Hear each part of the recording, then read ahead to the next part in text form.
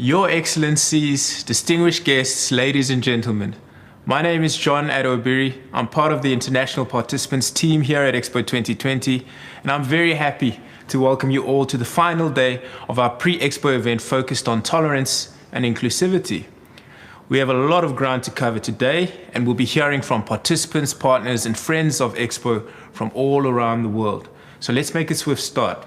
I'd like to welcome one of our Expo Live innovators, Globe Media, which is proving a hugely useful tool for tourists with access needs from around the world.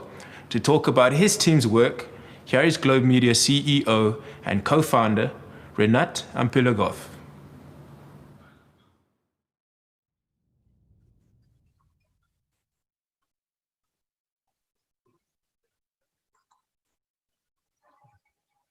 Good afternoon, dear colleagues.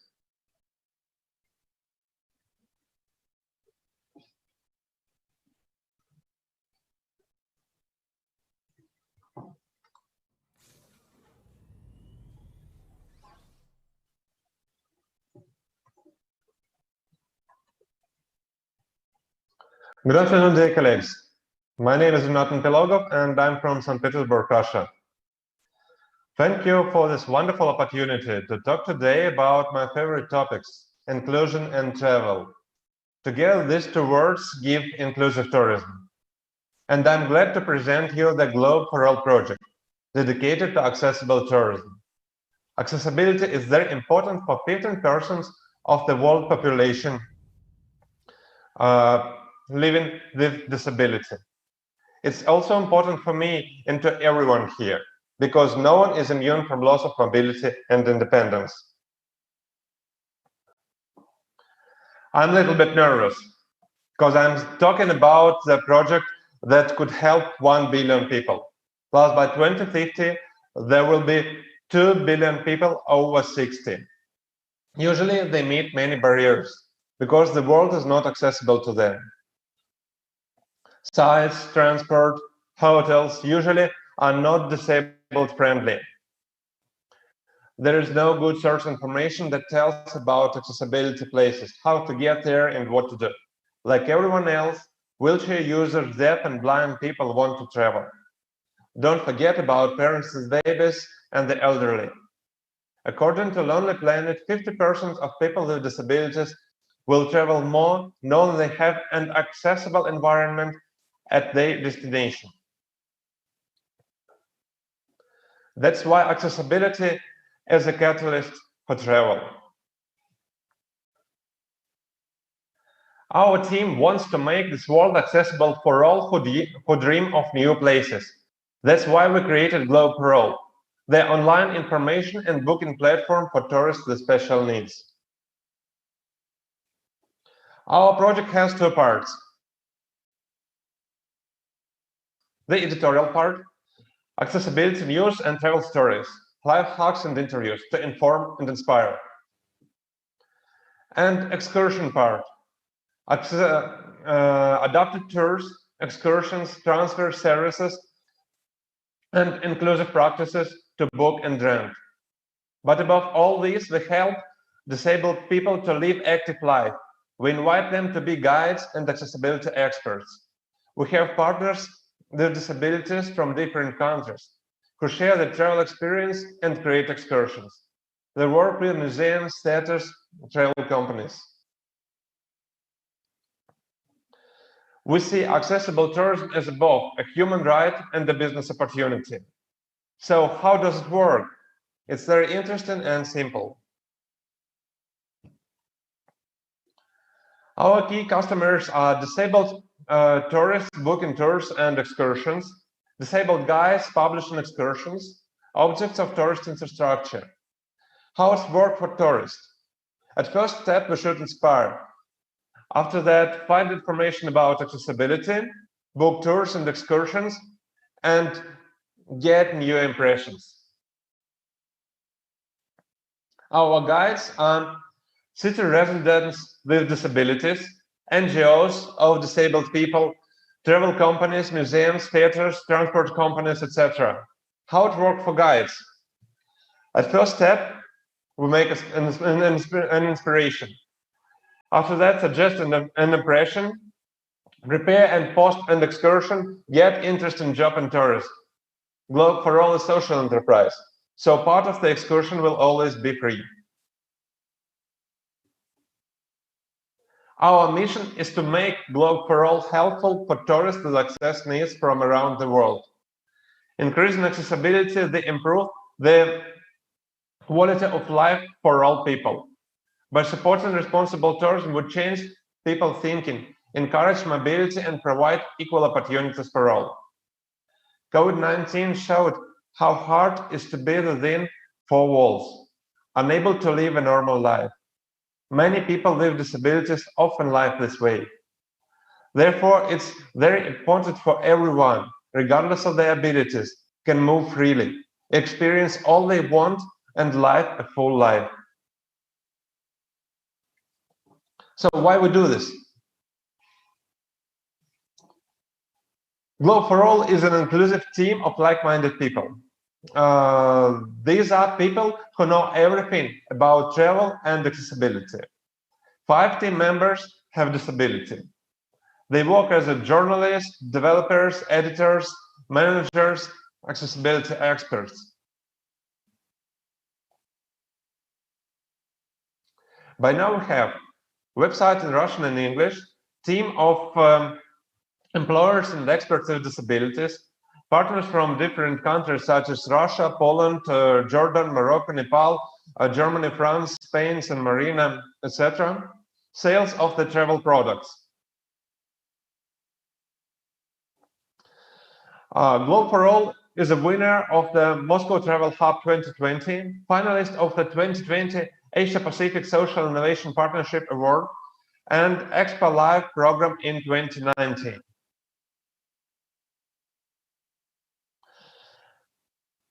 But above all these, our great achievements are happy smiling faces and bright emotions of our travelers. You see our travelers on these photos.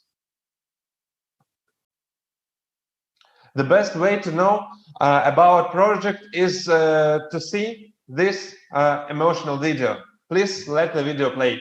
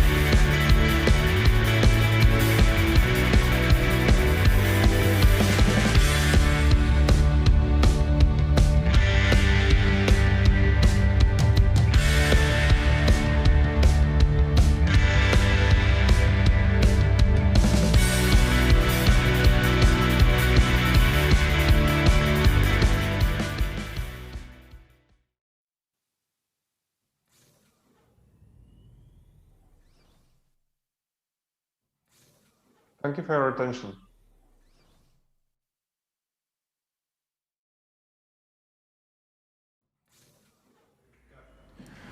Thank you so much to Renat and to the team at Globe Media. Being a wheelchair user herself, our next speaker is no stranger to the challenges faced by wheelchair users whenever they leave their home.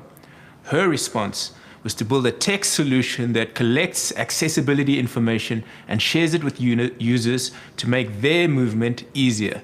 It's a great idea and a life-changing app. And here to talk about it is Eureka Oda, the CEO and founder of Wheellog.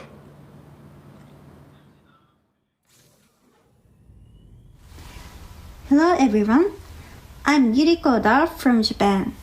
I'm the CEO of Wheellog, and I'm an Expo Live global innovator. After a short introduction of myself, I'm going to tell you more about the activities of Wheellog. When I was 22, I was diagnosed with dysmorphia. When I was 26, I started using a wheelchair. I needed a lot of accessibility information whenever I wanted to go outside, so I felt confined to my home. I had a son in 2006. For 3 years, I was disappointed because I couldn't go to the beach with him because I was in a wheelchair. But one day, I found an accessible beach on a website, so I had a wonderful time with my family. I then realized information could change wheelchair users' lives. And I realized this wasn't just my problem. I decided to do something for other people like me, so I created Vlog, an accessibility map application. In 2015, we applied for the Google Impact Challenge in Japan and got the grand prize and $450,000 as development funds. About 2 years later, we launched the Vlog app in iOS and Android cross-platform, both in English and in Japanese. And now, with a grant from Expo Live, we have launched 2 separate applications for iOS and Android and translated our app into 10 languages. Most of our activities have been held in Japan. However, Vlog can be used everywhere in the world because it is based on Google Maps. Vlog has 3 main functions. The first one is the track log. It allows visual users to trace their movement on a map and show other users which paths are accessible. The second one is called spots. Users can post information and pictures in 10 different categories, like bathrooms, elevators, restaurants, and so on. For now, we have about 38,000 spots using 74,000 photos and 7,500 kilometers of track log. The third function is called chirps. Users can share experiences, recommendations, and advice, or even make friends. Almost all of the information on Vlog is user-generated, so it helps us building a network of not only information but also human connection.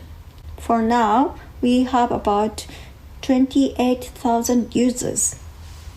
The app helps us feel connected and accepted, and our monthly events give our users a chance to meet.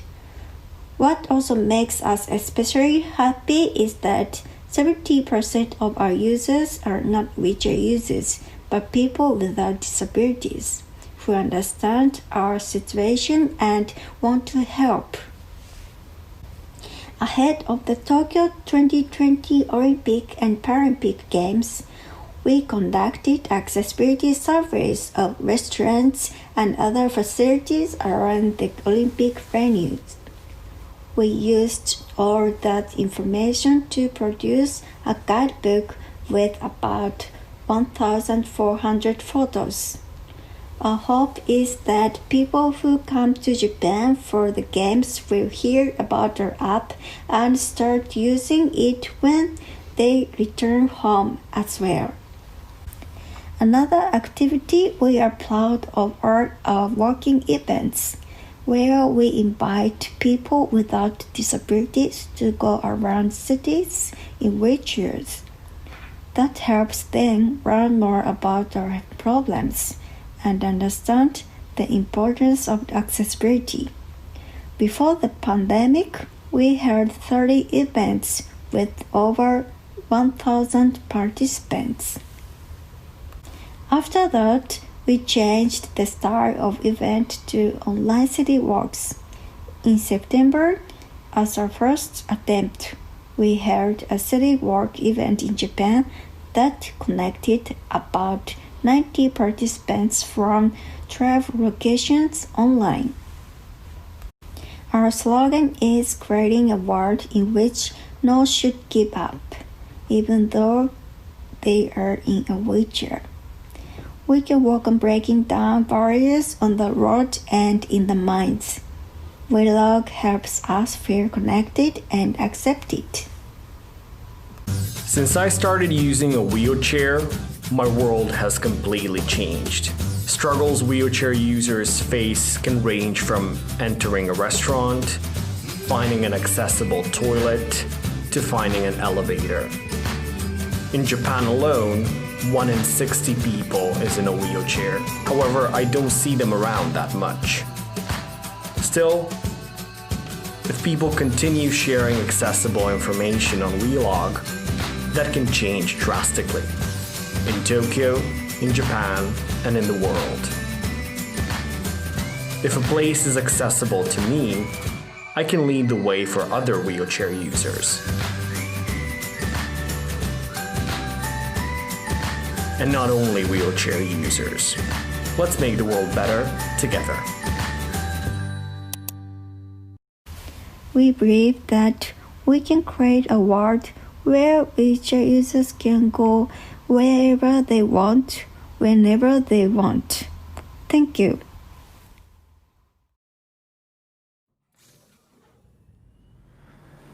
Thank you so much to Yuriko for contributing to our session today.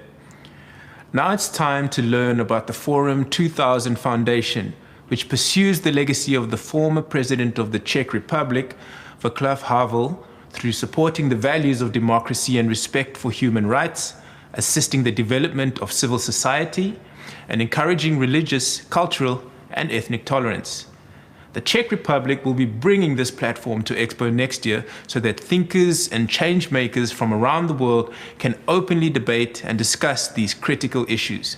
To tell us more, let's welcome Jacob Kleppel, Executive Director of the Forum 2000 Foundation and Vice Chairman of the Board of Directors of the Association for Democracy Assistance and Human Rights. Jacob?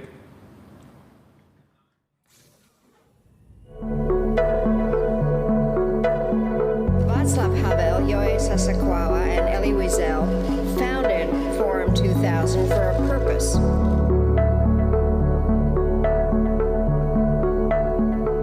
have to use the past to not becoming our children's future. Thank you very much. I am honored to be here, and I want to thank President Havel for convening another extraordinary gathering of Forum 2000.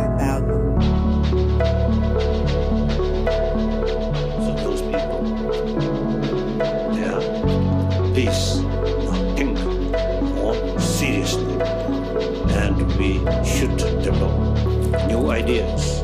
And then important is implementation.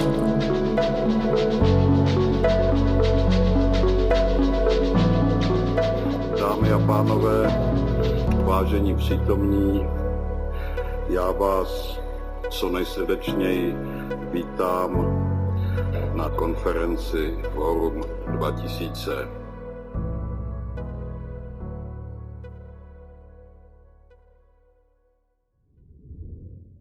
At Forum 2000, we are proud to bring forward the legacy of its founders, Václav Havel and Elie Wiesel.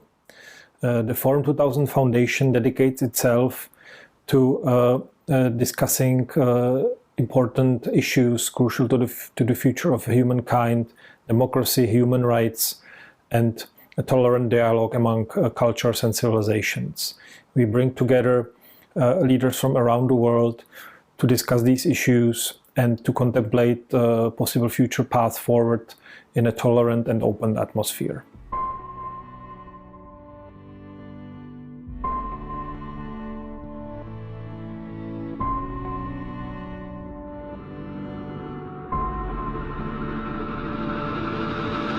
Political equality has been substituted with a fake concept of equality in knowledge, in competences, in things that you cannot be equal in.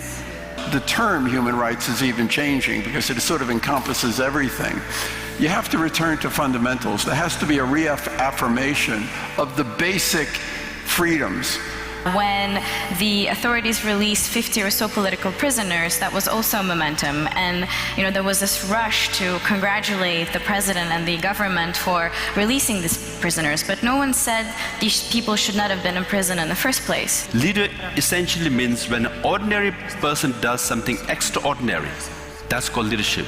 And that's what Václav Havel is looking for. Someone who can think beyond oneself, beyond one's country, and beyond one's community for the universe and for the humanity. It's not enough for a leader to promise wonderful things that are probably not going to happen. But people are also looking for leaders that don't lie and for leaders that are competent. There is a slight danger that the crisis will create a deeper sense of polarization.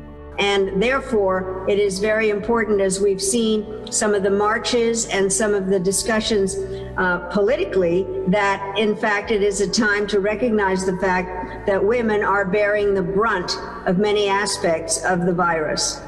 So there are a number of things that ail American democracy. Most importantly, extreme partisan polarization that's rooted in racial and cultural division. That's not going to be easy to overcome. That of course, I would like to see more women in politics.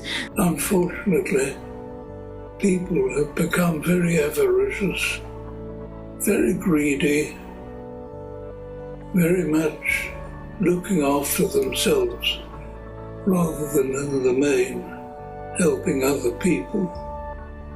And also we can have another path. The local businesses, the local enterprises, civil society and government can hand to hand and trying to build some local responses. It would be great if we can think as citizens of the world and we can cooperate between each other. If you're, in the first instance at least, acting for the greater good of someone else, I think that's a first step towards that new sense of global solidarity that we surely need. Young parliamentarians under 30, less than 2% in the world. I mean, we want to be a part of the solution, yet we are being spoken about as a part of the problem. And I think what's also necessary is to include young people, and not only in questions about education. And I really hope that the future may be in a more deep dialogue among ourselves. We only have you as the international community to stand with us. And just like the speaker who spoke last night said, without international solidarity, we will perish. So things are very complicated. If you look from a wider perspective, then there's a lot of things to be hopeful with. But if we have these four, truth, solidarity, strategy, and responsibility, there will be brighter times ahead.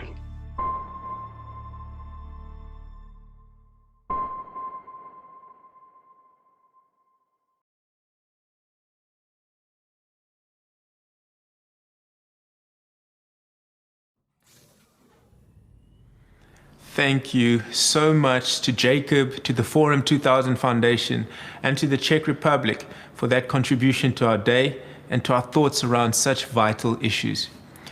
It's now my pleasure to introduce a representative of the Holy See to address the role of tolerance and inclusiveness in coexistence and interfaith understanding.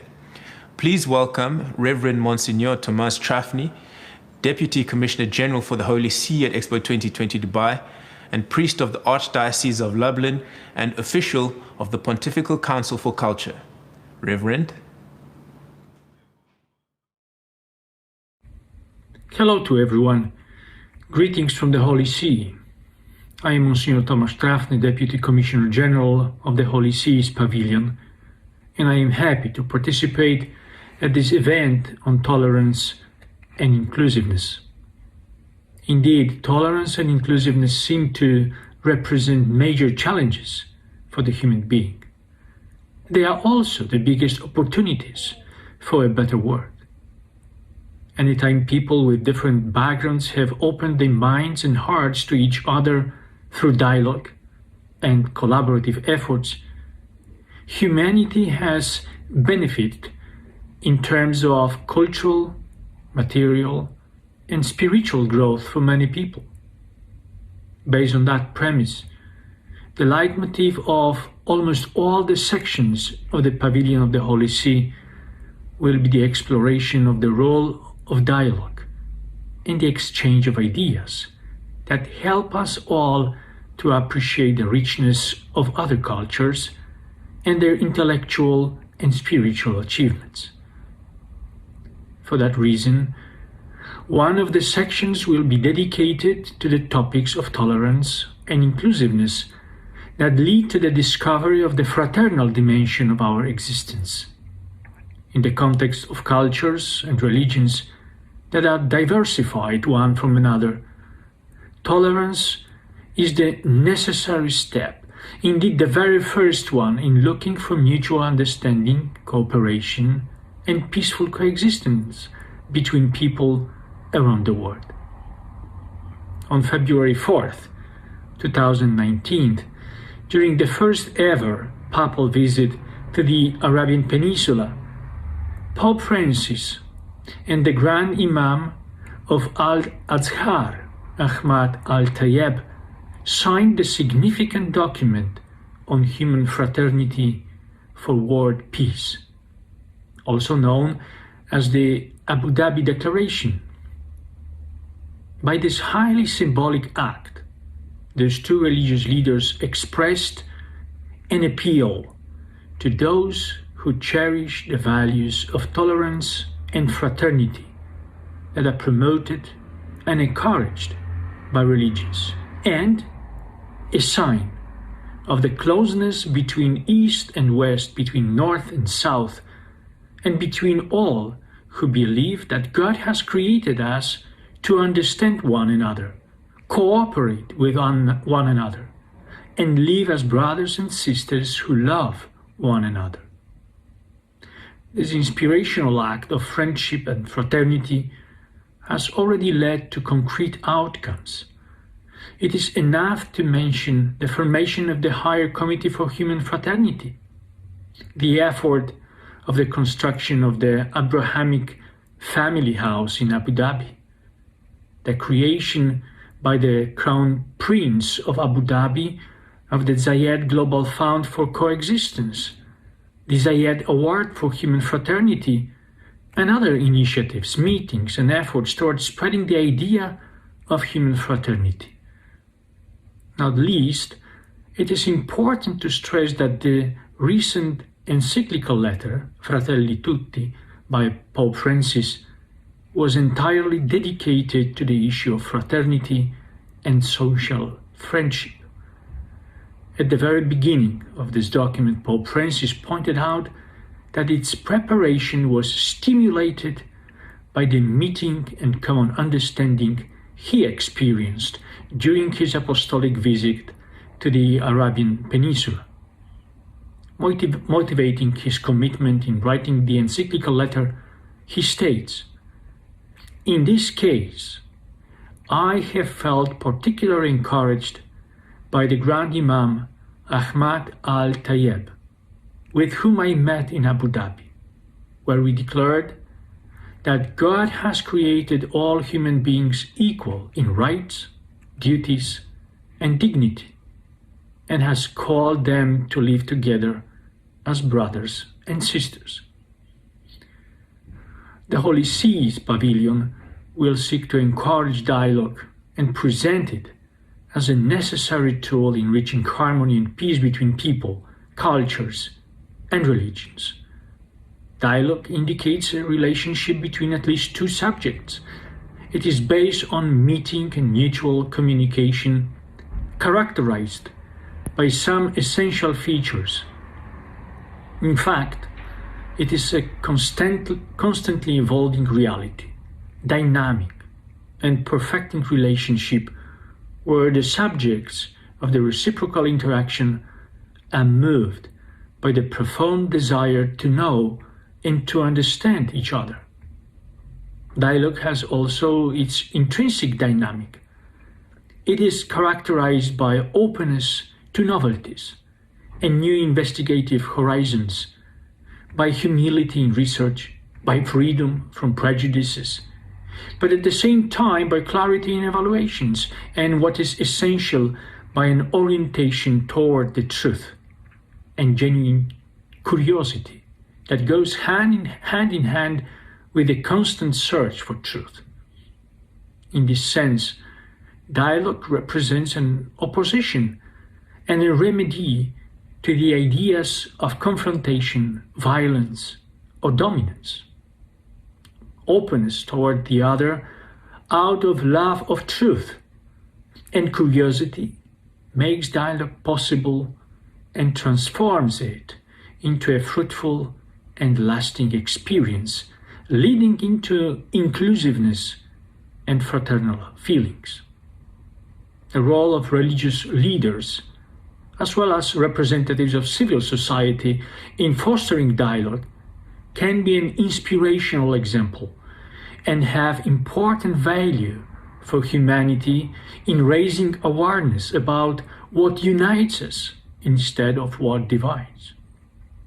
Through courageous and open dialogue, we can reach the state of tolerance on the way to true fraternity and peaceful and inclusive humanity. Religions can play an important role encouraging and implementing this idea.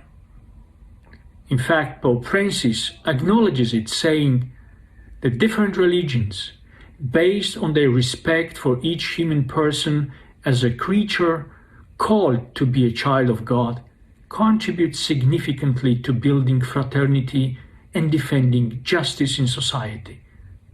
Dialogue between the followers of different religions does not take place simply for the sake of diplomacy, consideration, or tolerance. In the words of the bishops of India, the goal of dialogue is to establish friendship, peace, and harmony, and to share spiritual and moral values and experiences in a spirit of truth and love. I am sure that through Expo in Dubai, the legacy and the vision of the late Sheikh Zayed bin Sultan Al Nahyan, who dreamed of an inclusive and harmonious society, we all are taking part in a huge effort to transform dreams into reality.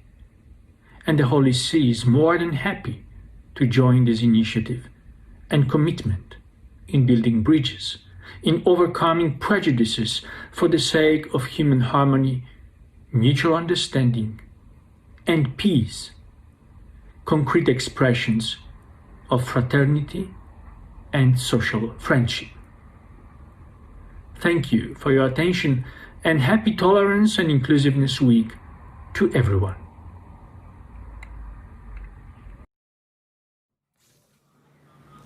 Thank you so much to Reverend Tomas, to the Holy See, and to all the individuals and institutions that have contributed to this pre-Expo event so far.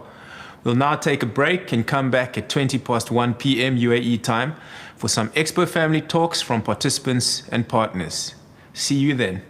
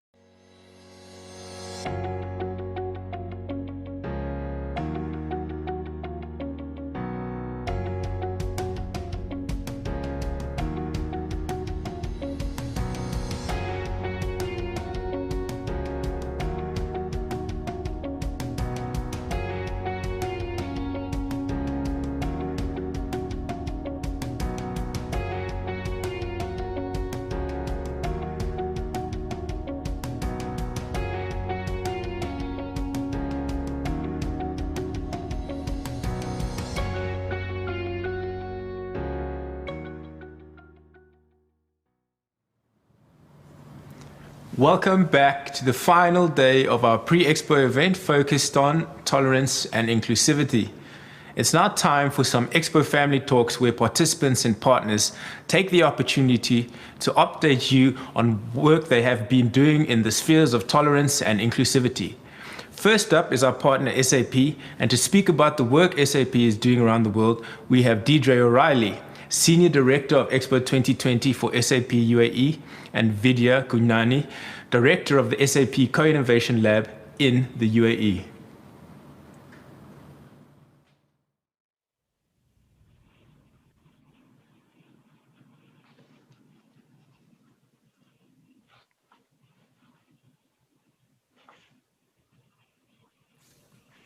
Hi, Datra. Hello, Vidya. Can you hear me? Yes, we can hear you. Excellent.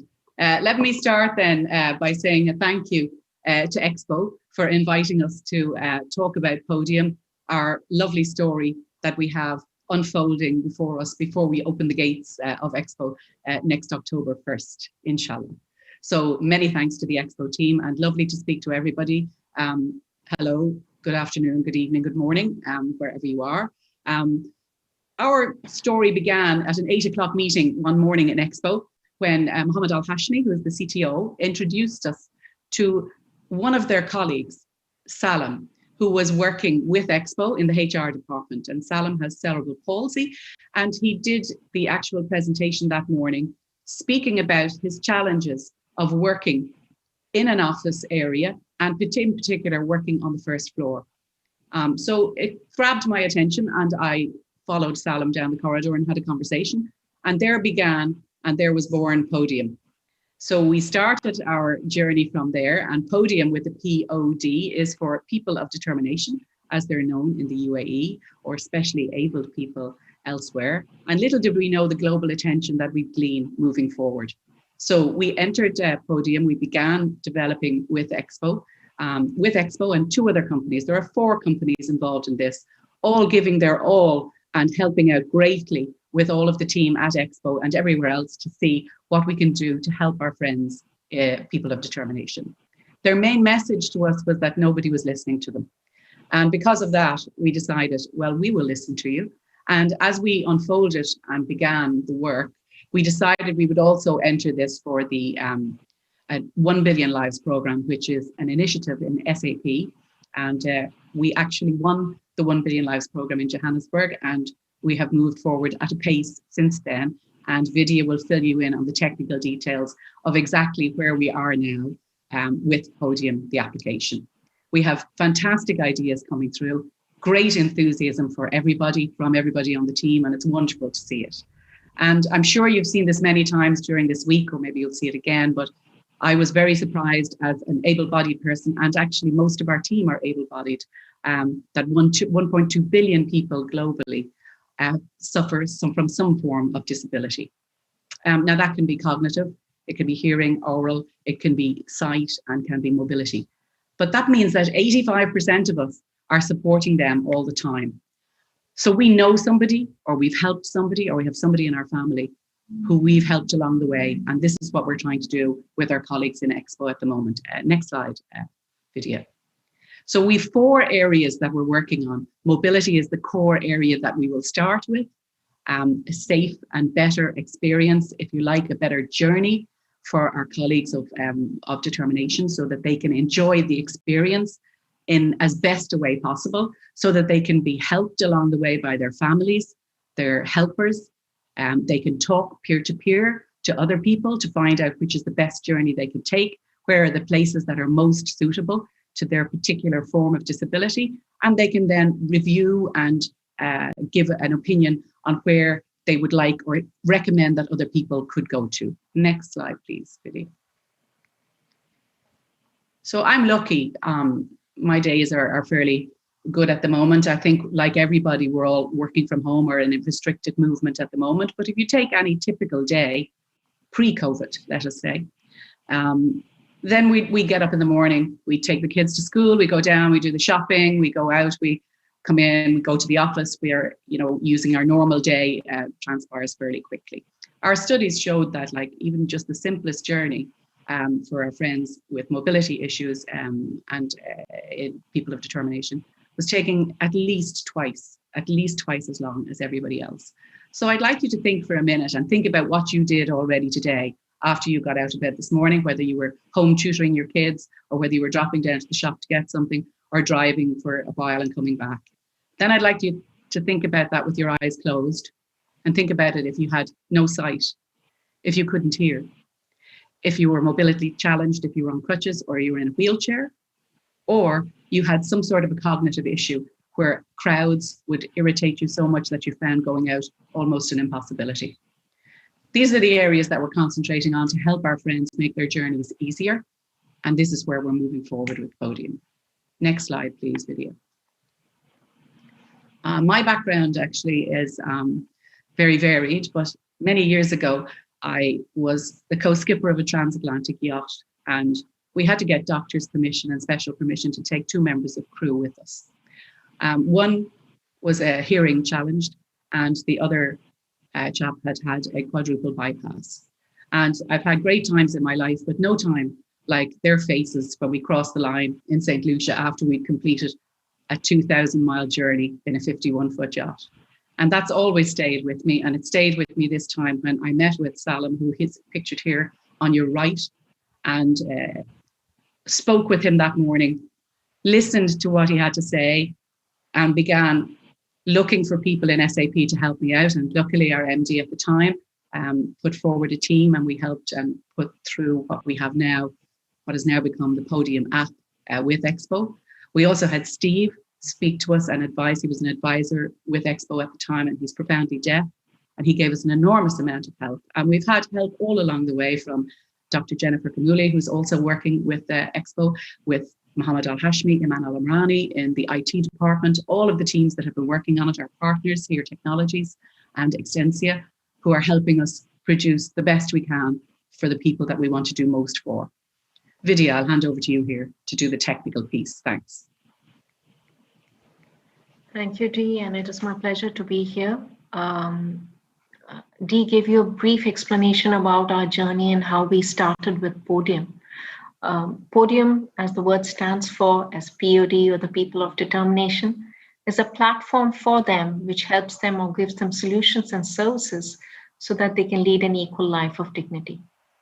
For many of you who work with or are familiar with the SDG goals of the UN, you would see that this is one of the goals where you provide equal opportunities for those who don't have it.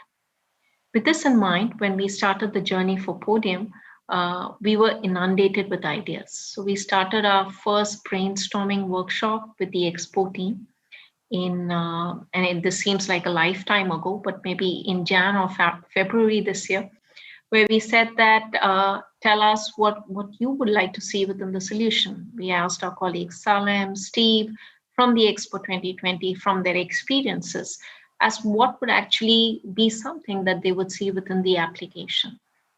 And from that, our ideation and thought processes led us to define that there would be 3 key focus areas where Podium could actually help perhaps 3 different personas or 3 different user groups.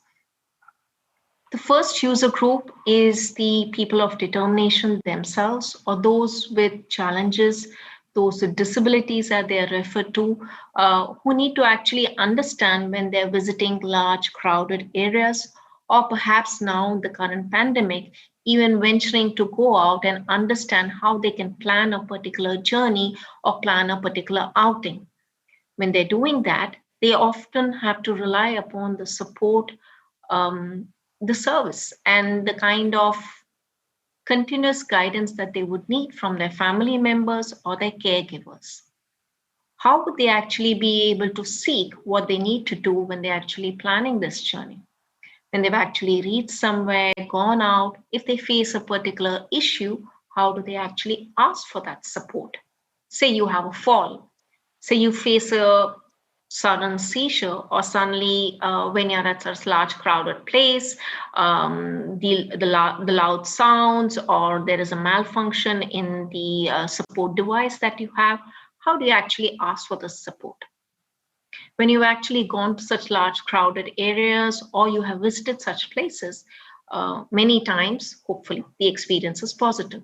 But it could also be the case that there are experiences which you would like to avoid the next time that you visit the same area.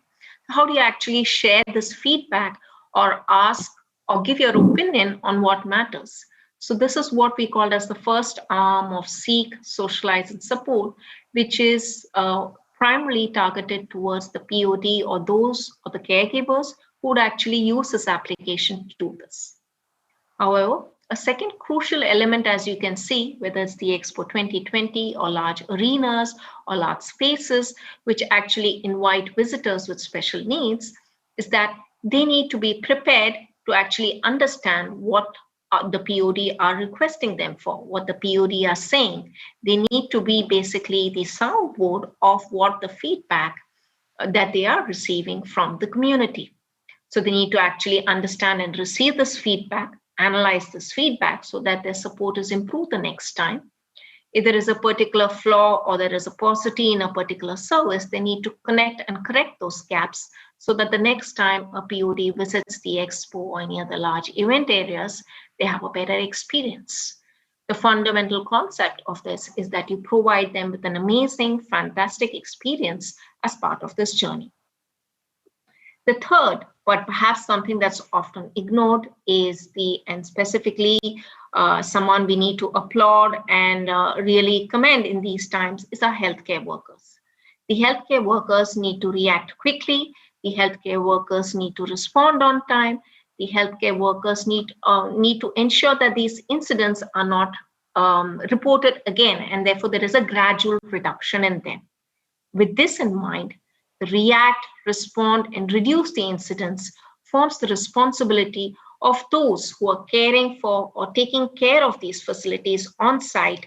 They could be medical personnel, they could be the trained staff or volunteers from the Expo, or they could be anyone who has been entrusted with the responsibility to take care of the POD. With that in mind, collaboration, response, and the use of innovative technologies, we found that Podium's core focus would be to ensure, as Dee showed in the previous slide, how you could reduce the journey time for a POD visiting an event or a large area space, but providing them a fantastic experience along the way. We want to show you a small video about what the solution entails, and hopefully this gives you a better idea of what Podium is all about.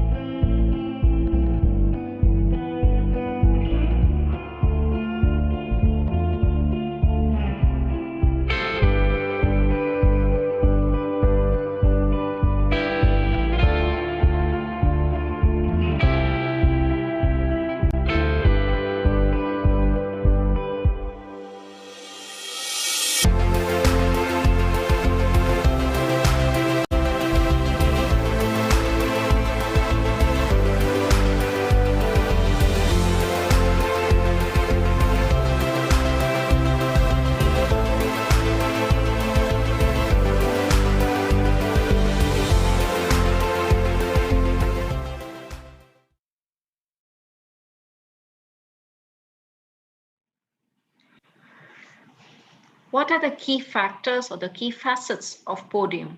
We have 4 main areas which Podium tries to address. Some of these you will be seeing live at the Expo event, hopefully next year, and some which we will continue to build as part of our roadmap or journey to solve the problems for the people of determination. The first and key aspect of what we have identified and which you will see in action at Expo 2020 is how Podium will address the navigation needs of those who need the support. This could be something as simple as locating washrooms, because when you're visiting an expo and for someone able-bodied to walk and find a nearest washroom could even be a daunting task. But imagine someone on a wheelchair or someone on support or someone who has challenges in navigating and finding the 20-minute or 25-minute journey would seem like maybe 1.5 hour journey. How can we reduce and crunch that time to help them locate these accessible washrooms, accessible elevators, provide them the navigation assistance of how they can get from their current location to where they wish to be. It could be specific vehicle parking assistance that's provided by the Expo for the POD. It could be how you can actually enter and exit out of the Expo. It could also be special as what we refer to as points of interest for the colleagues or for the people with determination, which could be the quiet areas or the quiet rooms that would be provided at Expo 2020, or many other features that would be available on site, which would be of interest to them. Podium also offers them an opportunity to collaborate, share their experiences, understand what's going on in the Expo, but from a perspective of a POD. When I list down all the different kinds of my preferences, the features that I would want as a POD, then I am making my own experience tailored and personalized so that I can collaborate with like-minded people on site at the event and also gain and feel this kind of a community support that's coming in. The third aspect, which I also mentioned earlier, comes in from the medical response, which forms the key facet. When you're in a large crowded area, understanding what would be the kind of emergency exits that you can access in case there is support that's needed and you need to locate a particular pavilion or a platform quickly, how do you actually do it? When I raise a request for a support as a POD, How does somebody find me? How do they actually track and trace my location and send someone a volunteer or make sure that there is a ticket that's raised to provide immediate and quick assistance and assign or dispatch the assistance via the volunteers so that that particular POD is helped. You can do this with the help of innovative technologies.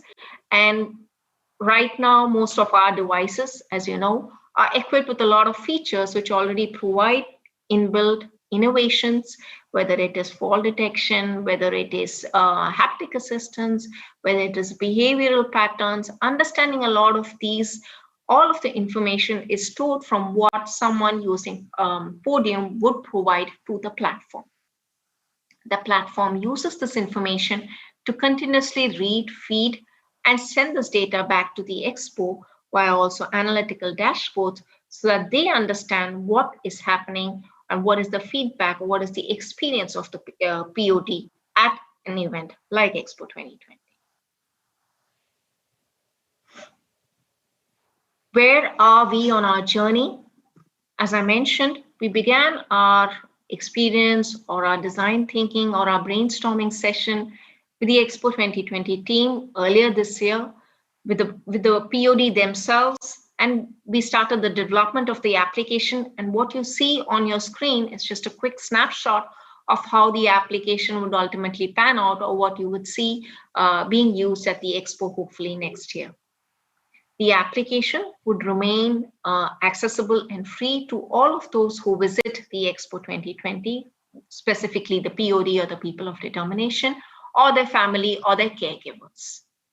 There will also be additional facets of administrating and understanding which areas are necessary for the POD which need to be administered, which would be given to the Expo 2020 Command Center colleagues, and also the end-to-end analytics of the feedback and the mechanism. What is the feedback that's being shared by the POD, which will be available via the analytics dashboard.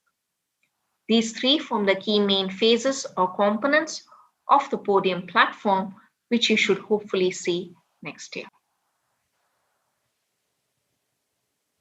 Now, you may ask why SAP, and since we are in the Inclusivity Week, this is also a good touch point for us to speak about why SAP is working and also collaborating with our partners like Expo 2020 to develop a platform or an application like Podium. SAP remains a purpose-driven organization, be it the care that we have for the different sections and communities, or be it our focus towards sustainability, the environment, or different areas which require the world's attention. SAP is committed for its solutions and services to serve the needs of the society at large.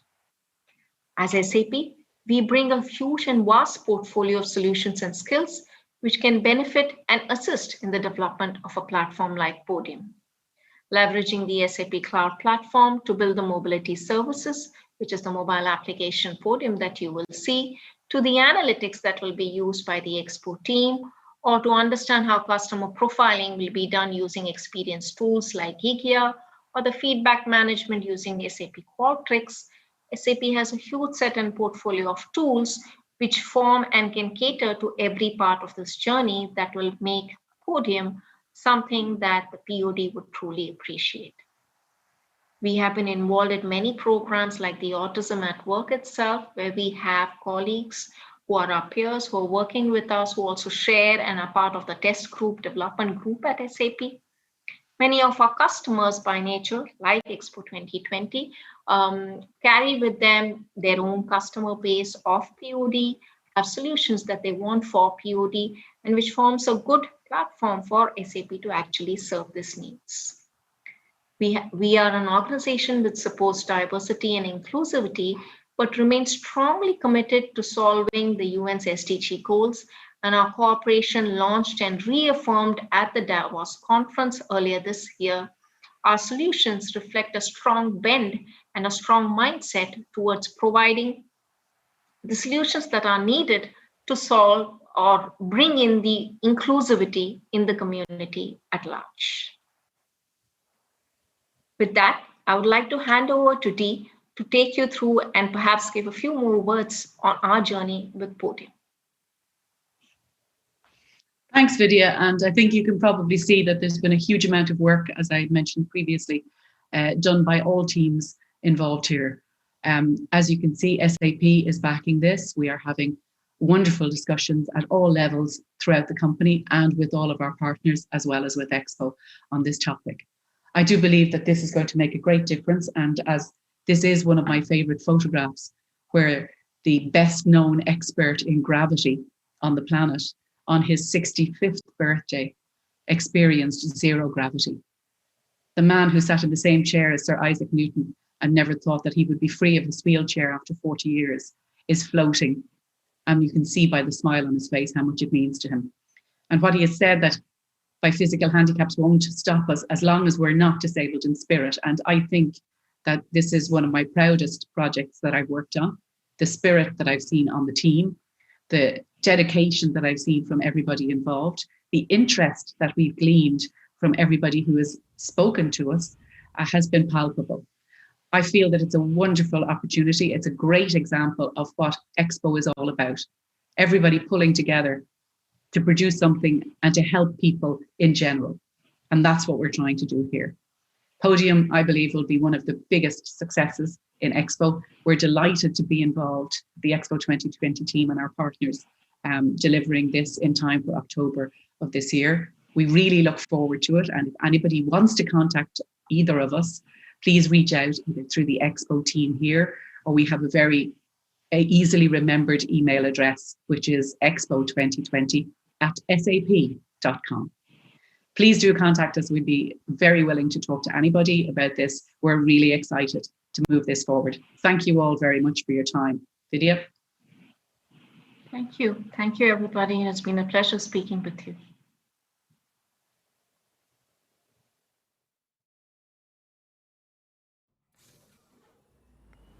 Thank you to Deidre and Vidya and the whole team at SAP. Next, I'd like to invite Canada, represented by Meredith Preston McGee, Secretary General at the Global Centre for Pluralism. Meredith.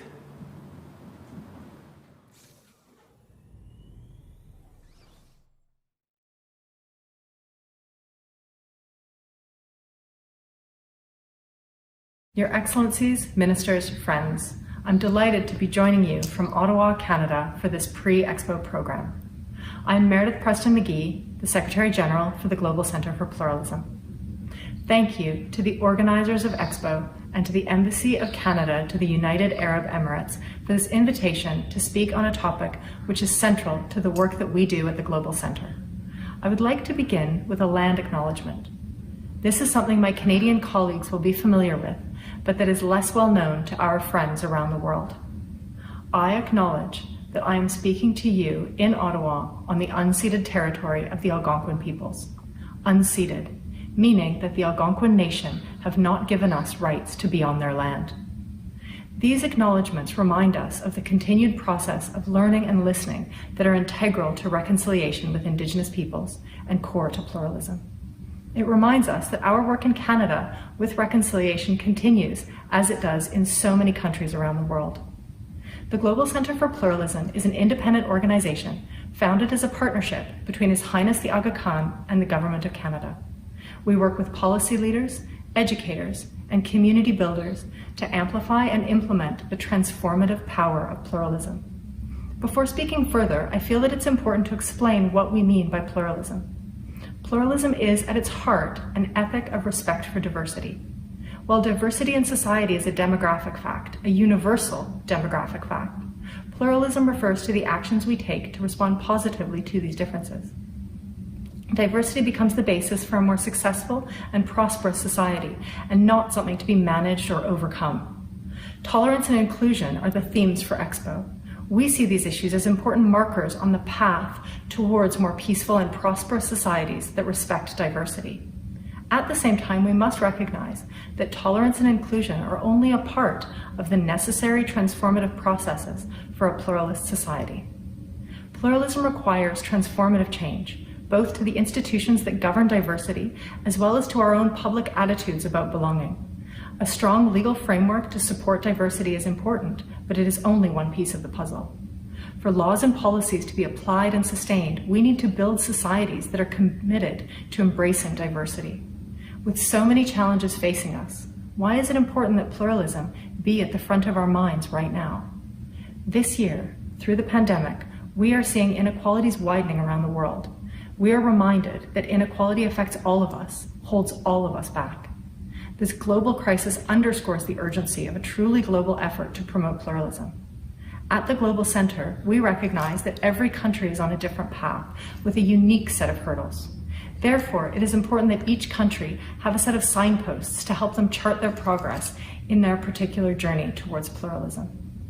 Conscious of each society's unique circumstances, we have developed the Global Pluralism Index as a tool to better understand a society's pathway to pluralism and to chart its progress. At the Center, we believe strongly that you cannot change what you do not see, understand, or measure. Our assessments help leaders identify gaps in a country's treatment of diversity, track trends, and inform their own interventions and decisions.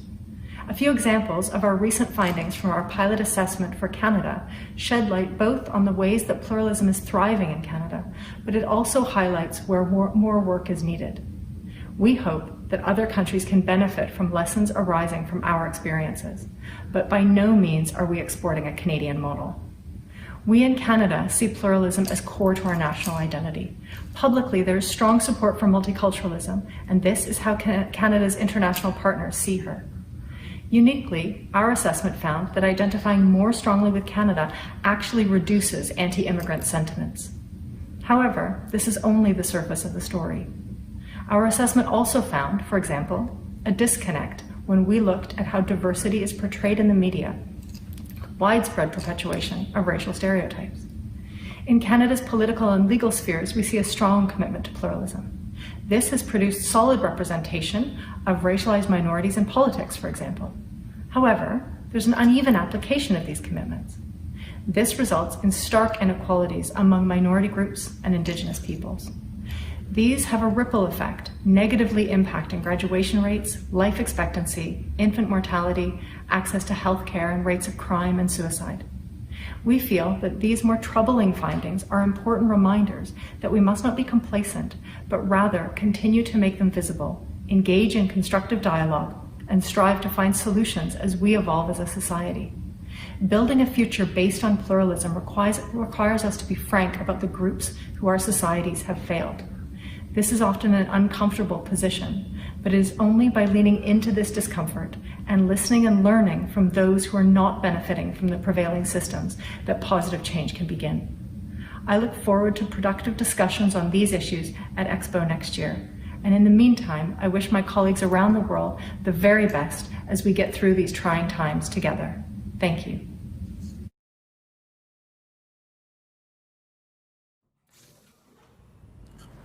A huge thank you to Canada for that.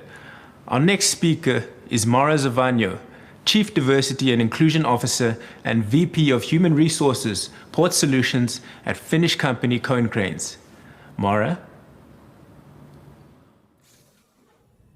My name is Mara Zavagno. I'm a Chief Diversity and Inclusion Officer for Konecranes. I'm Italian, living in Düsseldorf with my family since 2014. Moving from tolerances to embraces differences. What's your view, Mara? Well, this is the right thing to do. This is the right thing to do from a human standpoint. We are talking really about human values, respecting dignity and the other people, and it's a principle to create a more sustainable society. That is the first topic. When we go to Konecranes, our ambition level, our motto is "Be you at Konecranes." We want to have everybody able to feel themselves within our company. That means a lot. It means an environment where you can really learn from each other. It means an environment where you have the joy to contribute every day because you feel really respect, because your ideas, because your personalities, because your background.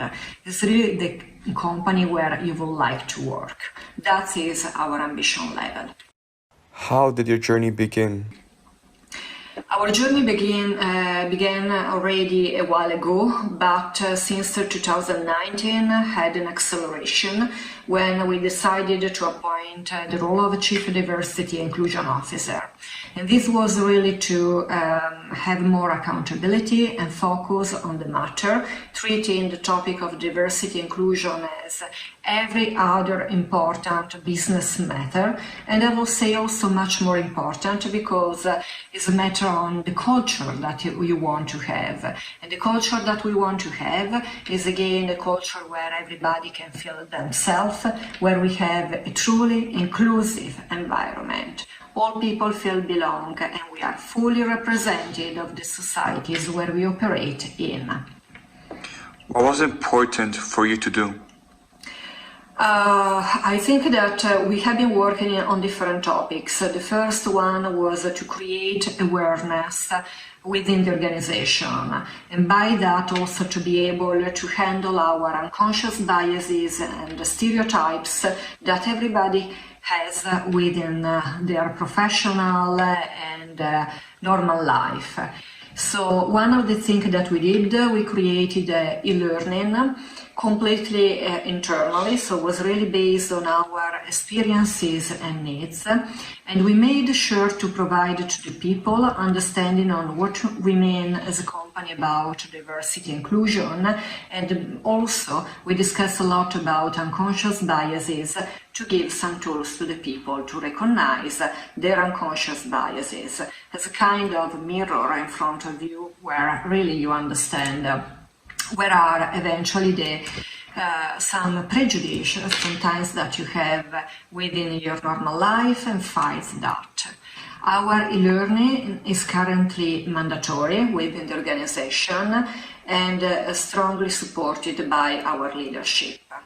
The second thing that we have been doing was, again, including diversity inclusion in all our internal leadership training, managerial training, and making sure that everybody understands that this is the culture that we want to have in Konecranes. Other important topic was the accountability. So it's important that you are able really to identify where you are in this journey, so measure, and by measuring also defining clear goals that the organization periodically will check, and we will know where is our gap and how to cover the gap, or how to move forward, or how to adapt our action plan. So the accountability is very important. The third topic is the language, making sure that we are adopting really an inclusive language that understands the cultural differences. We are really a truly global company, but also other differences which could be in gender, or for example, sexual orientation, disability, making sure that our language is really inclusive for everybody. Last but not least, making sure that diversity inclusion is in our way of working. So when we define a process or procedure, or when we create a working group or we select people, we always adopted an approach that is inclusive. And most important, we are able really to handle our biases, having multiple people involved and engaged in the different processes. That was our journey until now. Any final statements? Well, as you have understood, this is really something that requires a lot of work and as any other business matter, attention. Working on awareness, working on processes, working on defining unconscious biases, measuring your journey. That's all part of the challenge. And it requires a lot of focus, but most important, it requires not just to have tolerance for the diversity inclusion, but love for the diversity. And that is the culture that we have, and we want to have in Konecranes, the love for the diversity, including everybody. Thank you.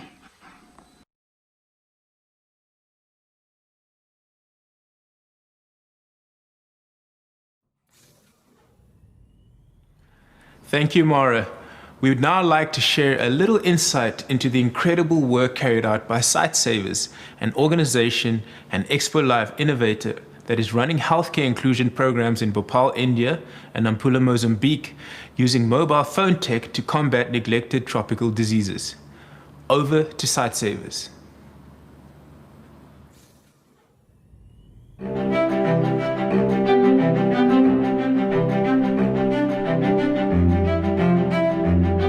Our shared global vision, as laid out by the Sustainable Development Goals, is of a world where everyone has access to good quality health care. To make that a reality, we need to identify and remove the barriers that prevent people accessing healthcare they need, particularly groups marginalized on grounds of gender or disability. That's why, for the past 3 years, Sightsavers has been developing a systematic approach to make our eye health programs more inclusive and accessible. We have been working closely with disabled people's organizations to conduct accessibility audits and make adjustments to facilities. Our project here in Bhopal was a pilot. We are reviewing our progress, learning what works and what doesn't, and applying our learnings across regions and continents.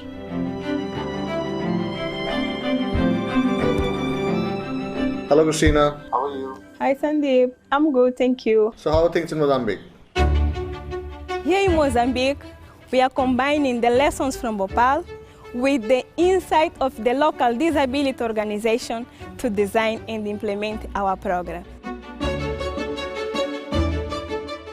As causas que fazem com que a pessoa com deficiência não aceite a saúde, primeiro é em relação à falta de acessibilidade apropriada nos postos de saúde ou nos hospitais mesmo. E por outro lado também tem a ver com atitude, por meio de atitudes do próprio pessoal da saúde. Existem muitas pessoas que não são sensíveis, pacientes com dificuldade. Mas há setores, por exemplo, na maternidade, que é muito notável, que a mulher deficiente, quando chega lá do Estado, começa a receber ouvir muita coisa, falam, você está assim, mas por que você ficou grávida?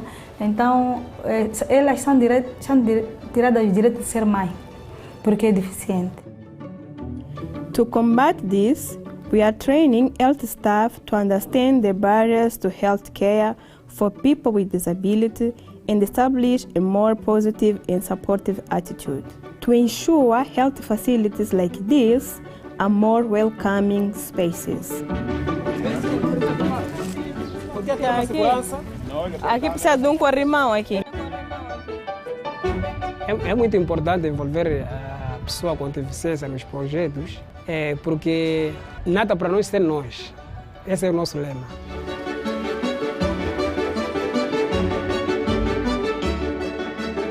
Motivou muito, até que foi muito bom o envolvimento daquelas associações. Accessibility and the training are important aspects of our program. But here in Nampula, we are doing much more. We are working in rural communities to reduce stigma and discrimination and to support people with disability and the other marginalized groups to access health care services. We are organizing targeted activities in many districts to get to the people who are the most difficult to reach.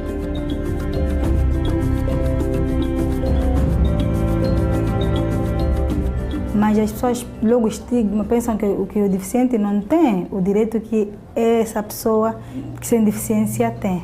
Então, logo a priori, mas isso não começa conosco aqui na saúde, às vezes começa na comunidade, com a própria família. But we need evidence of what works.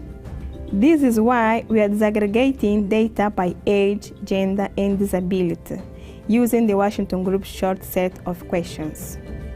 We are working with our health partners to collect and analyze this data. And we are sharing the insights from the data with health facilities and also local and the national government staff to inform their planning. Em relação à abordagem de saúde ocular inclusiva, eu acho que é uma das melhores abordagens. Seria muito bom expandir para as outras unidades sanitárias, sabendo que, como o Serviço de Saúde Materno-Infantil, Sightsavers is now replicating this innovative, inclusive healthcare approach across programs in Pakistan and Bangladesh, thanks to funding from UK Aid. And we're rapidly growing our inclusive health portfolio across East and West Africa, launching new programs in Malawi, Tanzania and Nigeria. Our ultimate goal is to ensure everyone has access to the healthcare they need whenever and wherever they need it. We're confident our approach and our tools can be replicated across the wider health sector. We will continue to work with disabled people's organisations, ministries of health and other partners to ensure we strengthen healthcare systems at all levels. Making sure healthcare is truly inclusive is essential to leaving no one behind.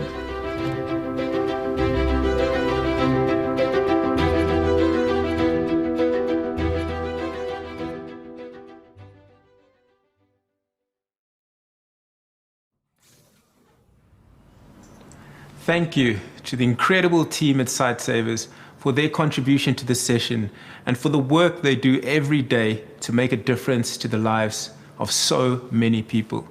There is, of course, plenty more to come.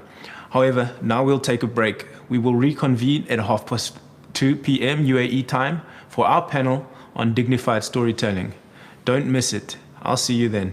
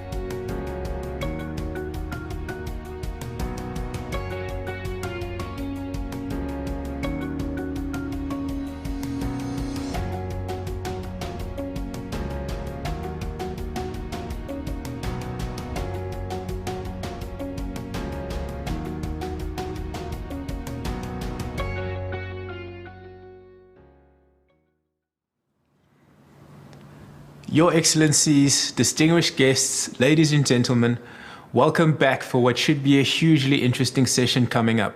It's our panel on dignified storytelling, and it will be moderated by Ragi Saro, Acting Senior Manager, Participant Management at Expo 2020 Dubai.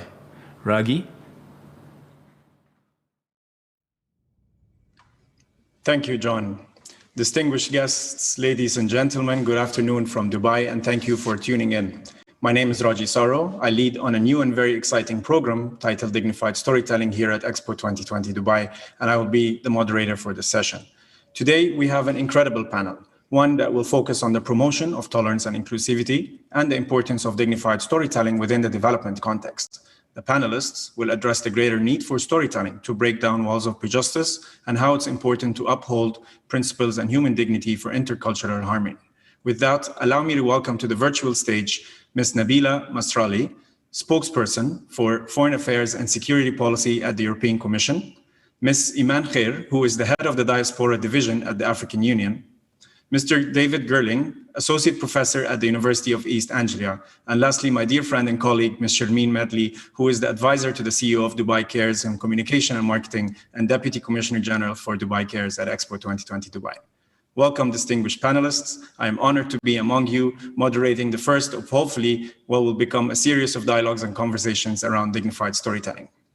I will provide each one of you with a few moments to briefly introduce yourselves and tell your story, drawing from both professional and personal experiences. However, as this is a storytelling session, allow me to set the scene through a short one. This is a wake-up call, an echo we all hear, answers we seek and demand, dignified stories, promoting tolerance, uniting people, leaving no one behind. The world we see is a world that continues to be faced with non-linear changes compounded with daily shocks and stresses, a new reality happening across multiple scales and dimensions rapidly than ever thought previously. Now, despite the fact that the world managed to achieve notable progress in several fields through decades of massive international cooperation, yes, an obvious one is Agenda 2030 of Sustainable Development, but 5 years later, and humankind is still needed to be reminded that people and planet are a shared and common responsibility. Cooperation exists. Yes, there's an abundance of partnerships, but very few really adopt or promote inclusive collaborative principles. The gaps between the science and academic practitioners, the policy and the decision makers, the developing partners, the media stakeholders, including photographers, videographers, journalists, and storytellers, even poets and filmmakers, is one that is very clear. Echoes inside my head stronger and now compounded with sounds of reason. As nations continue to fight with COVID-19, rushing to limit its spread, pooling available resources and watching their economies on verge of collapse, we are learning that countries can't work in silos. And it's not enough. A whole of society approach is a wake-up call. A dignified storytelling approach is a wake-up call. The echo that trembles through an amphitheater of people calling on everyone to play an integral role within society. So how do we take into account the interest of others beyond the scope of our own interests? How do we work for the greater good? Humanity needs to be reminded that dignity should be at its core. Solidarity, unity, and cooperation. You see, our Earth is on steroids. From the so-called fourth industrial revolution that is driven by rapid technological advances to young population far invested into digital media use, where their main source of knowledge, learning, and communication is coming through a screen. On that note, isn't it striking that we continue to witness hate speech and digital bullying? We continue to notice that being undermined by stories that fail to produce a deeper understanding of the existing challenges. Where are the storytellers? To build a better world, we need to be empathetic, innovative, supportive, and united. We need to acknowledge that cooperation is a necessity, but overall, we need to tell that stories with dignity.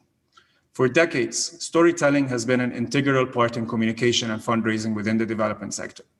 It is a powerful tool, evokes emotion, connects people, provides humans with an avenue to embrace and acknowledge different perspectives, and at times triggers them to take action. It is also a meaningful way for people to put themselves in other people's shoes, and a way to build relationships, foster donors, and raise vital funds.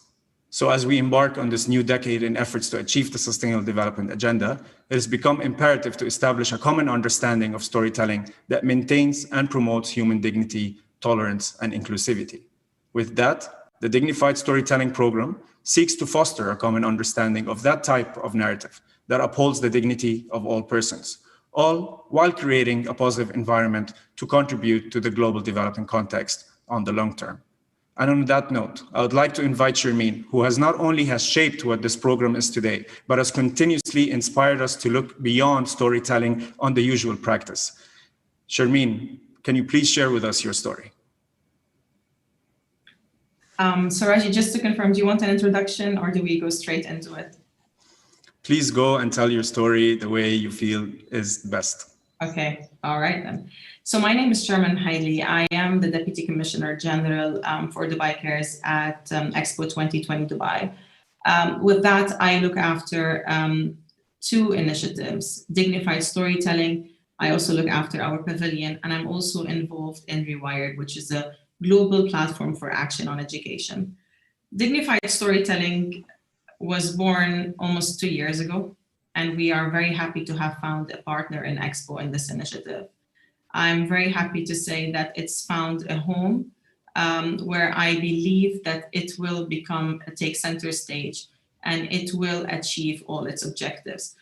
So dignified storytelling as an initiative, its focus is on how to maintain and instill the dignity of all people through storytelling. It emphasizes the importance of storytelling accurately depicting the realities that are on the ground. It also values social and cultural norms, and it's also very mindful of the impact that stories can have on the contributor and the community at large. The tools that are coming out of dignified storytelling, which are the principles and the guidelines, which I'm sure we're going to explore later, are very, very important because they guide organizations like Dubai Cares and the rest of the actors or players in the development sector on how to tell stories in a dignified way. At the moment, the way that we operate is that we follow our instincts on how to tell stories. There is no guidelines that are widely available or comprehensive in scope that guide us on what is the best way to tell a story. I've personally found myself, in a situation where I wanted to know more about how do you tell a story of a refugee family fleeing their homes? How do you tell a story of a person in a wheelchair? How do you tell a story of a woman, for example, who's been abused? This is information not available to us. While it's very important to rely on instinct and knowledge, it's also very important for us to have guidelines and principles that we can go back to that can guide us on the do's and don'ts to ensure that we maintain the dignity of the contributors and the communities at all times. Thank you. Thank you very much, Sharmeen, for emphasizing on the importance of dignified storytellers and also for reminding us that it's okay to point out when we as development workers do something wrong. And in efforts, to do better and shift our thinking into something more positive. I would now like to move to David, an academic, but someone who has been an advocate for both dignified and ethical storytelling for years on the ground. David was a judge for the Radi Aid Awards, which aim to change the way fundraising campaigns communicate and to break down dominant stereotypes. David, can you please share with us your story? Yeah, sure. Thank you very much for having me on the panel. As Raji says, I've been interested in this area for a long time and completed some research in 6 different African countries where we took images, including one from Dubai Cares, in fact, and other organizations such as Oxfam, Save the Children, etc. And we showed the contributors the images and said, are these a fair representation of the lives that you are living? So great to be part of this today. Really glad that Dubai Cares are working further on dignified storytelling. I just picked up a few magazines that I have knocking around in my house as examples. I don't think you're going to be able to see these, but Time magazine here, which has the agony of Africa. You can't quite see that. The National Geographic, Africans Stricken Sahel. And then another flyer from WaterAid, which is actually a positive image. And we see these images of distant others in the media all of the time, on the front cover of magazines, in charity adverts. And as Sharmeen says, there is no one way to tell a story. And it's really important that we do tell dignified stories in the future think of the participants, but also think of who was affected by those images. So I want to read out very, very quickly a quote from a PhD thesis by Edward Adamolo that I read a couple of years ago. He studied visual representations of Africa and the Nigerian diaspora. And this is a quote from one of the participants in the research. "I mean, it wasn't cool to be African at school. Oh, no, no. It was even better to be gay at times, brackets, laughter, but not African. God forbid you be African. Being African meant you were dumb, lived in jungles like animals, grunted like apes when talking and didn't care for hygiene. And what young girl wanted to be the smelly African? Not me," she waves her finger and shakes her head. "I got into the habit of saying I was from the Caribbean, St. Lucia or Jamaica. As far as my colleagues know, that's where I originate from. It just helps to silence any potentially harmful comments or assumptions, you know." Now, this is somebody who's been affected by the kinds of images that are in the media. She now lives in London as a Nigerian diaspora. So I always try to think, when I'm thinking of dignified storytelling, one, of the contributor and how they are represented, but two, how it affects people on the ground as well. Thank you. Thank you, David. You know, you actually touched on several important points here, and you actually reminded me of something that stuck with me from yesterday's panel on tolerance that focused on accessibility. Where one of the panelists, Nick Watson, you know, he's founder of this Team Angel Wolf, a non-profit foundation encouraged to inclusion of people with disabilities. And he said we need to continue telling our stories and reminding people of inclusivity. It falls the same thing. It's not just people with disabilities, it's other people as well. And hence why we are, through this initiative, conducting consultations. And one of them is going to be focusing on how do you tell a story with people, you know, marginalized communities. And it's very, very important that we focus on that. You also set the scene very well for our next panelist, Iman, who heads the African Diaspora Department, actually, in the African Union. Iman, you are known as a development champion. Your work focuses on pioneering development conscious programming that's inclusive and impactful. You even established and enabled a growing network of diaspora partnerships capable of effecting change on the African continent. We're very honored to have you. Can you please share with us your story? Thank you so much, Raghi. I'm very pleased to be on this panel. So I'm the head of the Diaspora Division. And in the Diaspora Division, of course, we work on seeing how the diasporas and generally people, African persons, can be considered in the African Union as a people-centered organization, how we can involve them in the African Union. So storytelling, my journey was, the storytelling started maybe 3 years ago. Of course, the storytelling is something that is used across the world as it is in the African continent. It's a soft approach. It uses words while being aided or supported by different arts such as theater and music and dance and, you know, photography, like David was speaking. And it does that in a very kind and respectful way, without having to rebuke or point fingers, but it allows you to discuss the challenges, to pass wisdom, or to preserve culture. But as I speak as a development champion, like you've introduced me, and because of what we're doing in development, we wanted to use the storytelling to speak about issues that might be hard to speak about. So I'm a founder of a program called Interfaith Dialogue on Violent Extremism. It basically speaks about why is it that youth continue to join violent extremist groups in the diaspora and in their home countries.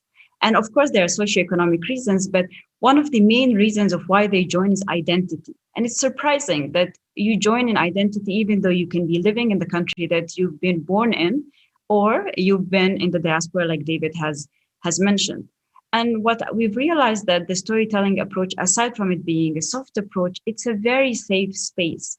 Because the minute you start telling a story, it immerses you in a different reality where you see it from a multidimensional sort of point of view. It is no longer a one-sided view, and that is similar to the world. The world has become very multicultural.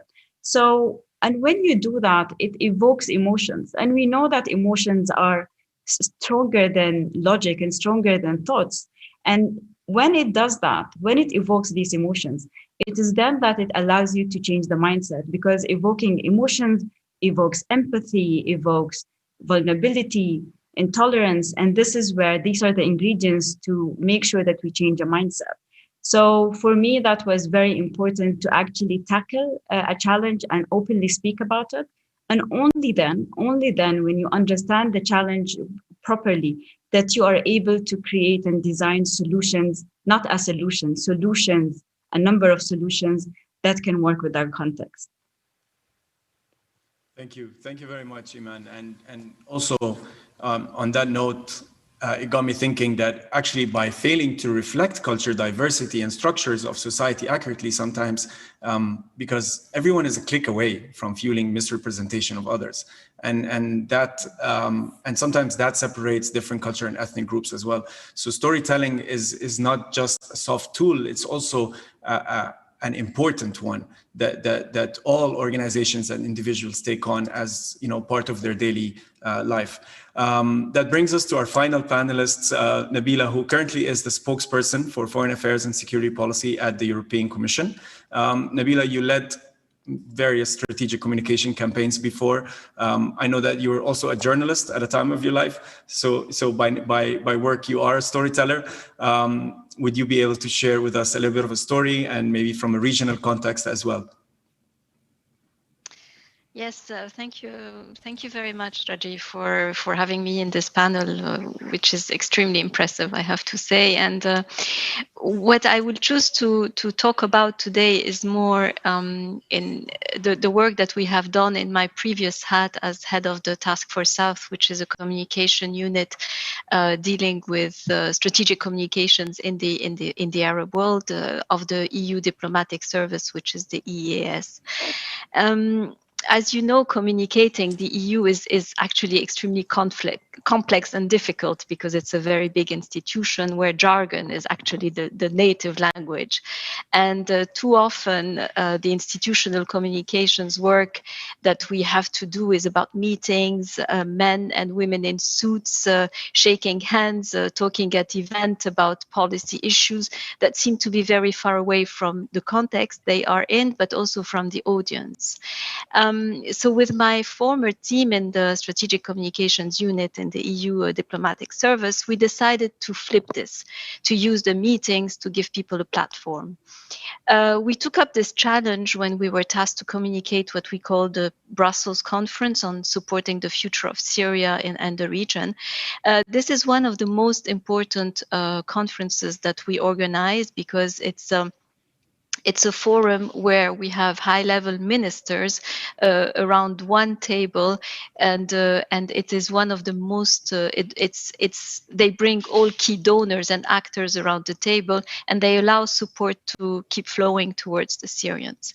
We were tasked to communicate of it in 2018, and we realized very early on when we wanted to start our strategy, communication strategy, that the general perception in Europe and elsewhere, but mostly in Europe, was to see that Syrians are only numbers of refugees. They're passive beneficiaries of aid, and a general statistics with faceless problem. And we realized that perception was shaping the way also the ministers were talking about them. And that very often in Europe, there was no humanity. It was dehumanized. We got used to seeing refugees. We got used to seeing people dying in the media, and we forgot about the people. So we decided to give back a name to these people. And so this is how we thought our campaign, and we launched what we call the Everyday Heroes campaign. The campaign was mostly aimed at European audiences, but for us, it was very important that the tone of the campaign would also resonate with the local audiences. It was extremely important to us that it was considered authentic and sensitive. We traveled to the region, we listened to the stories of people, and because stories from the region are too often told by others, and often what we call the white savior perspective, that is exactly what we wanted to avoid. The stories we filmed were all of what we call beneficiaries of the EU project, but the first decision that we actually took was to remove any reference to EU or to the aid that we were giving. We did not want Syrians to say, "Thank you, we did not want them to say, but what we wanted them to say is their personal dignified story. This sounds extremely evident for you, but it was actually extremely revolutionary for such a big organization and international organization. The idea was to give them a platform to speak to the world and to the world leaders, and we wanted them to use it to send their message in their own words. This second decision we took was never to portray them as victims, but as everyday heroes, ordinary people who do extraordinary things in an extraordinary context. The most successful video of this campaign, it was actually 6 people, was the story of this little Farah, which means joy. That's not her real name, but everyone calls her Farah because she brings joy to everyone. Farah is a little girl who wants to become a poetess, and she goes to school and plays with her friends in Zaatari camp.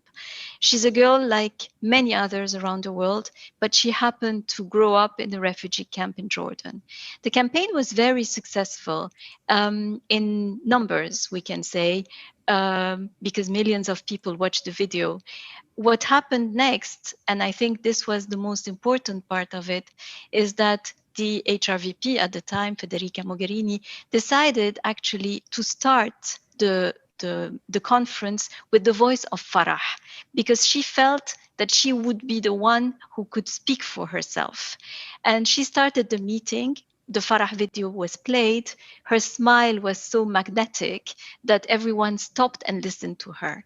And what was very interesting also is that all the ministers around the table and the delegates in the room rushed to change their speeches, and everybody was speaking about Farah. The idea was to give a face, to give a name to all these refugees, and this is what we were talking about. And we, instead of speaking to refugees, we were actually, or about numbers, we were talking about someone, about a face. Of course, in the following years, we had to build even further on this approach. We went to Syrians and we told them what are the stories we want to they wanted to tell us in a campaign that we had later, and that was called actually They Are Syria, because we gave the voice of different names, different Asma, who is Syrian, but also Noura, Ismail, and it became a movie. We asked 3 Syrian film directors to produce 3 short films. They had free choice on the subject and full artistic and editorial freedom. They told beautiful and powerful stories in their words, in their way of saying. And when we watched the 3 movies for the first time, one after the other, we realized that they all spoke about their own way of seeing exiles. But once again, this theme of exile was not told through victims, but through people that in the story arc of their life are struggling with exile. And we all hope at the end of that struggle, they'll come out victorious. So that's the connection we wanted to make with the audience. Thank you.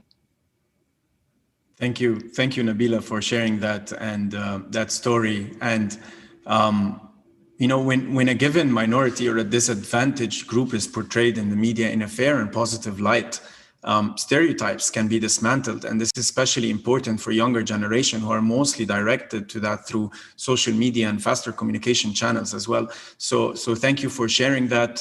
This is a concrete example what we can actually use, replicate within the Dignified Storytelling Program, and I've taken personally note of it. I would now like to take the opportunity to play a video contribution that has been kindly provided by the CEO of Bus Stop Films from Australia, Tracy Gorban-Matchett. Let's listen to the video.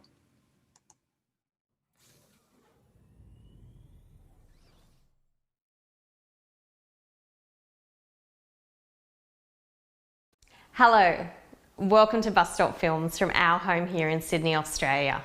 Firstly, I wish to pay my respects to the traditional owners of the land on which I meet today, the Gadigal people of the Eora Nation, and pay my respects to elders past, present and emerging.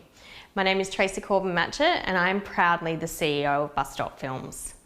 Thank you to the World Expo 2020 Committee for inviting Bus Stop Films to participate in Tolerance and Inclusivity Week. As a person living with disability and parenting 2 children living with disability, I know how important it is to see ourselves on screen and the disconnect we feel when we don't. Dignified storytelling, it's a brilliant theme, and when I looked at the 10 principles, I thought how strongly they meshed with the ethos and philosophy at Bus Stop Films. Our mission is to lead inclusive filmmaking on both sides of the camera through education, content creation and advocacy, with a focus on those living with disability and people from underrepresented groups. At Bus Stop Films, we change minds and lives through film. How do we do this? We educate, create and advocate. Bus Stop Films has had significant success over the past decade. We've produced more than 35 inclusively made film projects, we've won over 75 awards and screened to an audience of over 40 million people worldwide. Our films demonstrate the capacity of people with disability to learn the craft of filmmaking and collaborate on an equal level with industry professionals to produce high calibre and entertaining films. Many of those films have been produced through our 40-week Accessible Film Studies program. The course teaches students key aspects of filmmaking, from story ideation, script writing, lighting, sound, camera techniques, producing and directing. Students work with their tutors and support workers to develop a film idea which they shoot as part of the course. We deliver our program in a number of locations across Australia and even in Mongolia. We work with industry leaders and support our students into employment opportunities on small-scale commercial projects up to major blockbuster films. Our course is based on dignified storytelling, especially Principle 10, to empower and inspire both contributors and audience to work towards positive change. The sharing of stories is how we learn and engage, and the screen industry for far too long has excluded the stories of those from marginalised groups or exploited stereotypes and vulnerabilities for profit. At Bus Stop Films, we've been challenging that model of filmmaking through inclusive filmmaking. And it's promising to see a global change happening right now. The recent changes to the Oscar guidelines are a turning point in the storytelling. No longer is cripping up acceptable. Nothing about us without us. Dignified storytelling sees the whole community sharing their stories and contributing ideas and gaining meaningful employment on both sides of the camera. No other organisation makes films by, for and with people with disability quite like Bus Stop Films. Take a look at our show reel and see how we do what we do.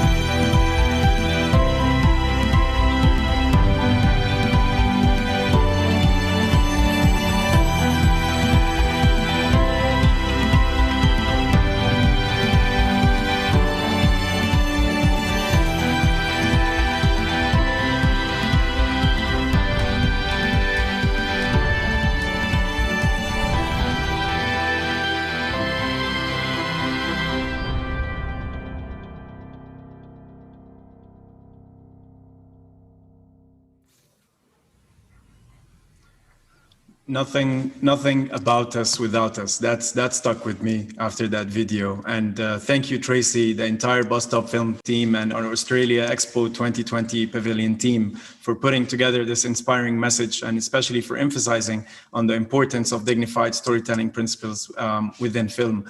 I look forward to engaging with you further in the lead up to Expo and the actual event, where we'll host a series of events focused on dignified storytelling, cross-cutting across several thematic areas of focus. I would like to go now back to the panel and ask a few questions. There is a bit of confusion around who is the storyteller in this day and age. Defining a storyteller in the 90s and even 5 years ago is completely different than what it is today. David, you're an academic, but you're also an expert in communication. How do you define a storyteller today? You know, do you consider yourself a storyteller? Good question. Yes, I do consider myself a storyteller, but I think that there are so many different people involved in a storytelling process. So if I'm going out on a film shoot or making a film, then who are the storytellers there? There are the contributors, which in my view are the most important part of the storytelling process. But then you've got the people like myself, who is a producer or maybe even a director.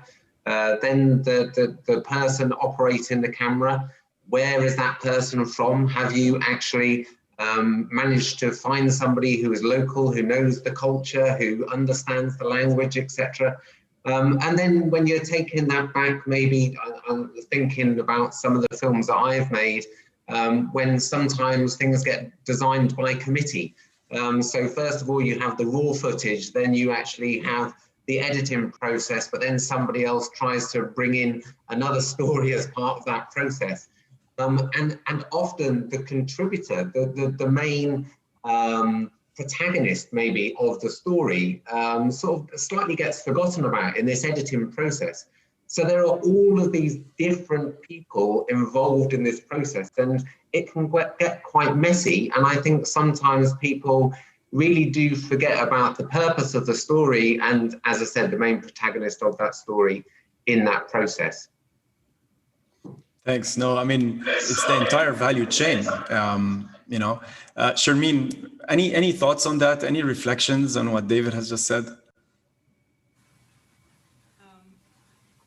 Say is that yes, as you've mentioned, years ago, a storyteller would have been, you know, somebody who went to university and studied, you know, communications or English literature, or a visual storyteller is somebody with a professional camera. Today, as we're all storytellers. I was looking at my phone earlier today, and I was on Instagram, and the top icon on top says your story. It doesn't say your photo or it's your story. So, and that struck me, you know, it means in this day and age, anybody with a social media account is a storyteller. We all have audiences that are listening to us. So we are all storytellers.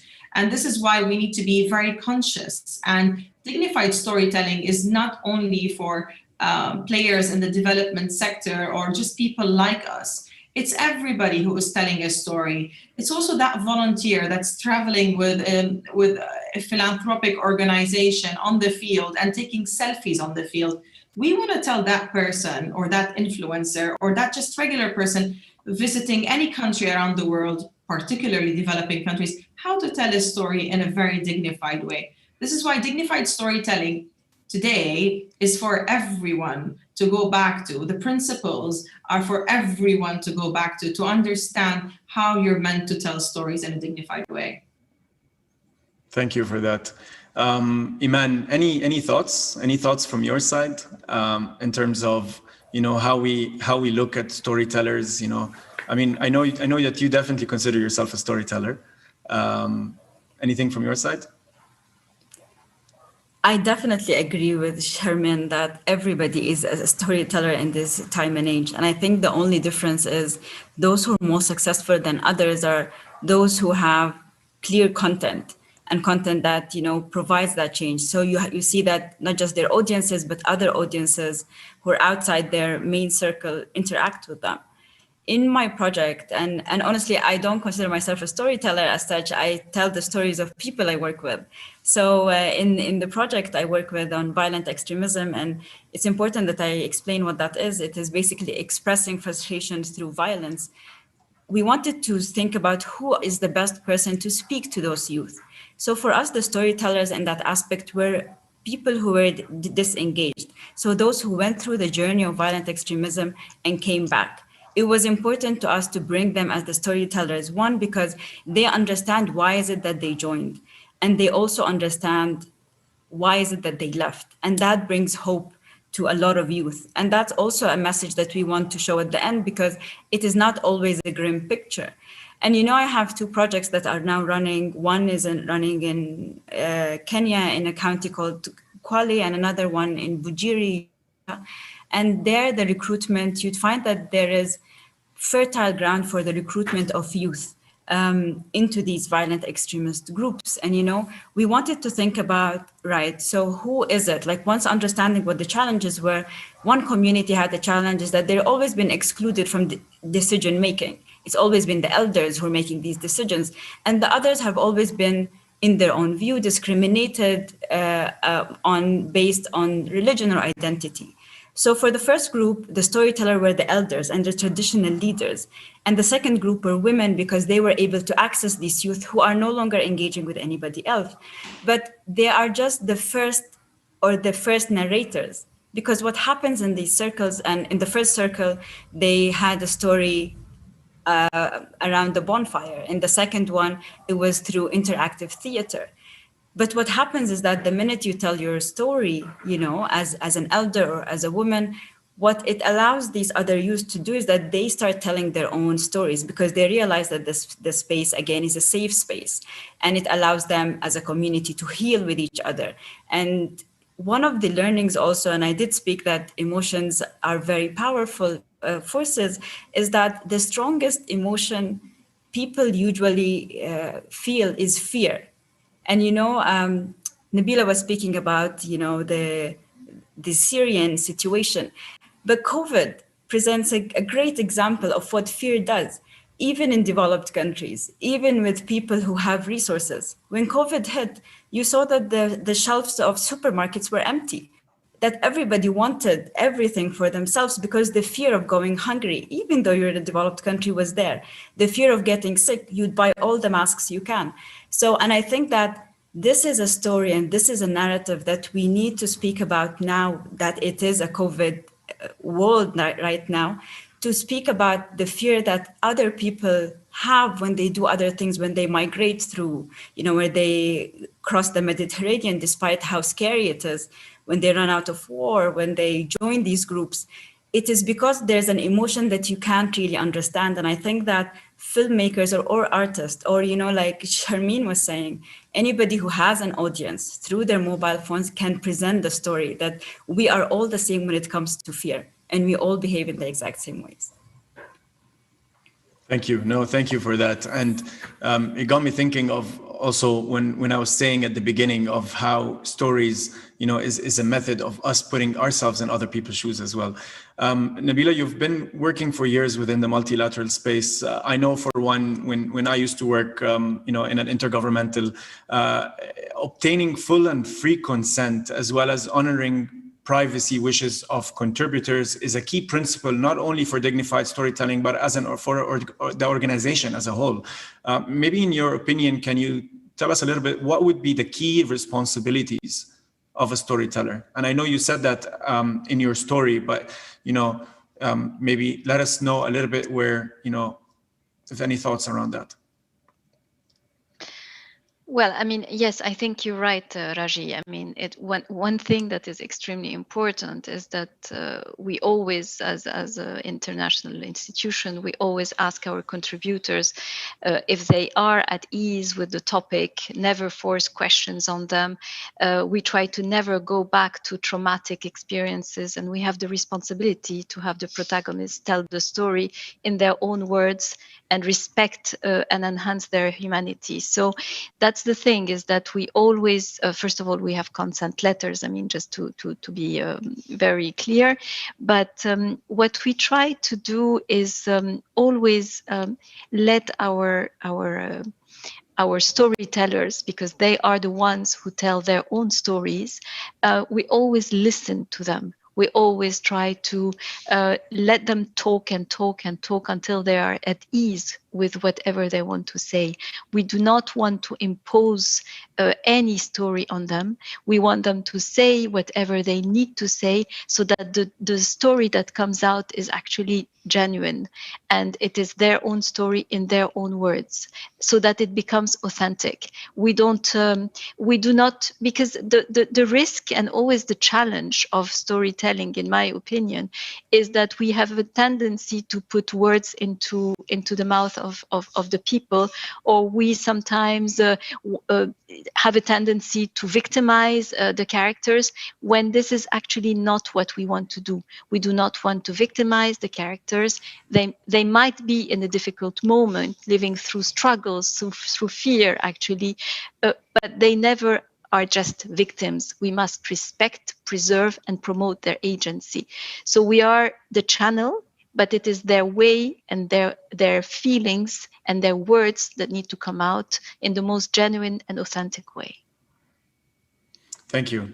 Iman, David, Shermeen, any reflections on that point? If I may, like maybe one of the things that, like I completely agree with what Nabila says. You have to give them that ownership. But I also feel like we need to sometimes push them a little bit harder. One of the leaders of one of the projects in Uganda was telling me that when you want to use a story as a transformative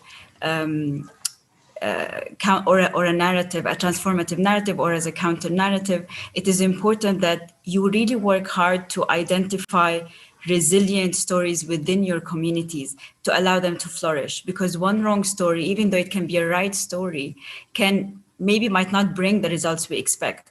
So working hard to identify these resilient stories within communities, allow them to flourish and go much further. And just because I'm quoting her name is Rashida. So, to make sure that we give, I'm taking consent that I'm using her words. But yeah, I think that we need to push when we speak about ethical or dignified storytelling. Yes, we need to tell the story, but we need to push them to dig deeper, to look for the stories of resilience when we speak about them.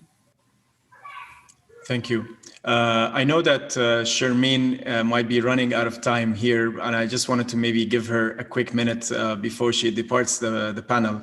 Shermeen, anything from your side? Maybe a concluding statement from your side?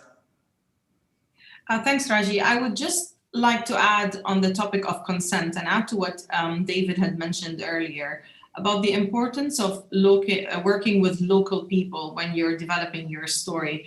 I mean, this is what helps give you the cultural context, things that you are not very much, might not be aware of. But also it really helps that you work with somebody that speaks the same language as the contributor. You don't want anything to be misrepresented, or you don't want to be misinformed. So working with the local community also allows you to understand who are the stakeholders.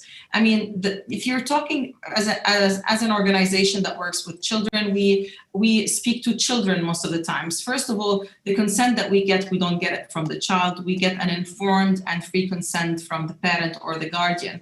But also when we work with the local community, we understand who are the key stakeholders in the story. It's not just the child, it's his community at large that we need to consult with and work with.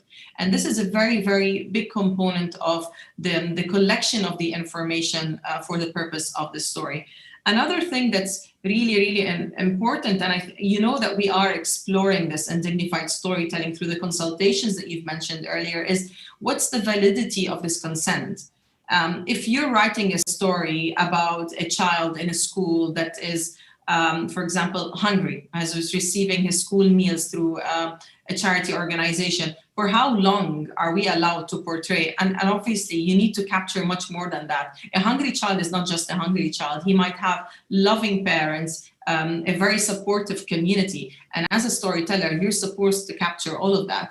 But also, for how long are you allowed to tell that story? Now, I do understand we live in the age of social media, where once you get that story and when it's out online, you cannot withdraw it. But we should be exploring the validity of consent. For how long are we allowed to tell these stories? And how are we enabling the children or the contributors, enabling them to withdraw this consent in the future is something we're definitely exploring during these consultations. How are we allowing them, and how are we giving them the tools to withdraw this consent if they wish to in the future? Thank you. Thank you, Sharmeen. No, I think you touched on everything greatly in a way that it's not only just the validity, but it's also, the contributor has the right to pull the story whenever they want to. So that's also one thing that I remember from the consultation was being highlighted very well. I know that you have to leave, so I want to thank you very much for joining us today. And I look forward to having further discussions around dignified storytelling with you. For the rest of the panelists, thank you for staying. I want to, talk a little bit on, Sharmeen has touched a little bit on the guidebook and the consultations. And here, what is the realistic expectation? So once we have these principles of dignified storytelling, and once we have a guidebook that is in a final form, how do we see storytellers adopting them in the future? And how do we see, the principles being integrated within their work? Agencies, I know the African Union, the EU, they already have existing communication strategies around, how to do, communication. So how do we integrate that in the future, and how do we gather storytellers and create this alliance that brings people together to push and continue to advocate for dignified storytelling beyond just Expo? Any thoughts? Yeah, is it okay if I say something? Please. I think it's going to be incredibly hard, and you mentioned earlier that I was part of the Radier judging panel, which looked at good and bad development communication. And it ran for about 4 or 5 years. And so a judging panel actually put forward a number of basically charity videos, usually, that were used for fundraising purposes. And then the general public would vote on them. So which one was the best and which was the worst. And that was actually very, very successful. And as a result of that campaign, Comic Relief have completely and utterly changed the way that they used to send celebrities often to countries in Africa to tell stories. And then there was a big debate in the UK with one of the politicians, David Lammy, after a celebrity, Stacey Dooley, went out and posted something on Instagram. Anyway, these awards have actually stopped now. But I've interviewed quite a lot of directors of communications at large charities here in the UK, and they said, it's a real shame.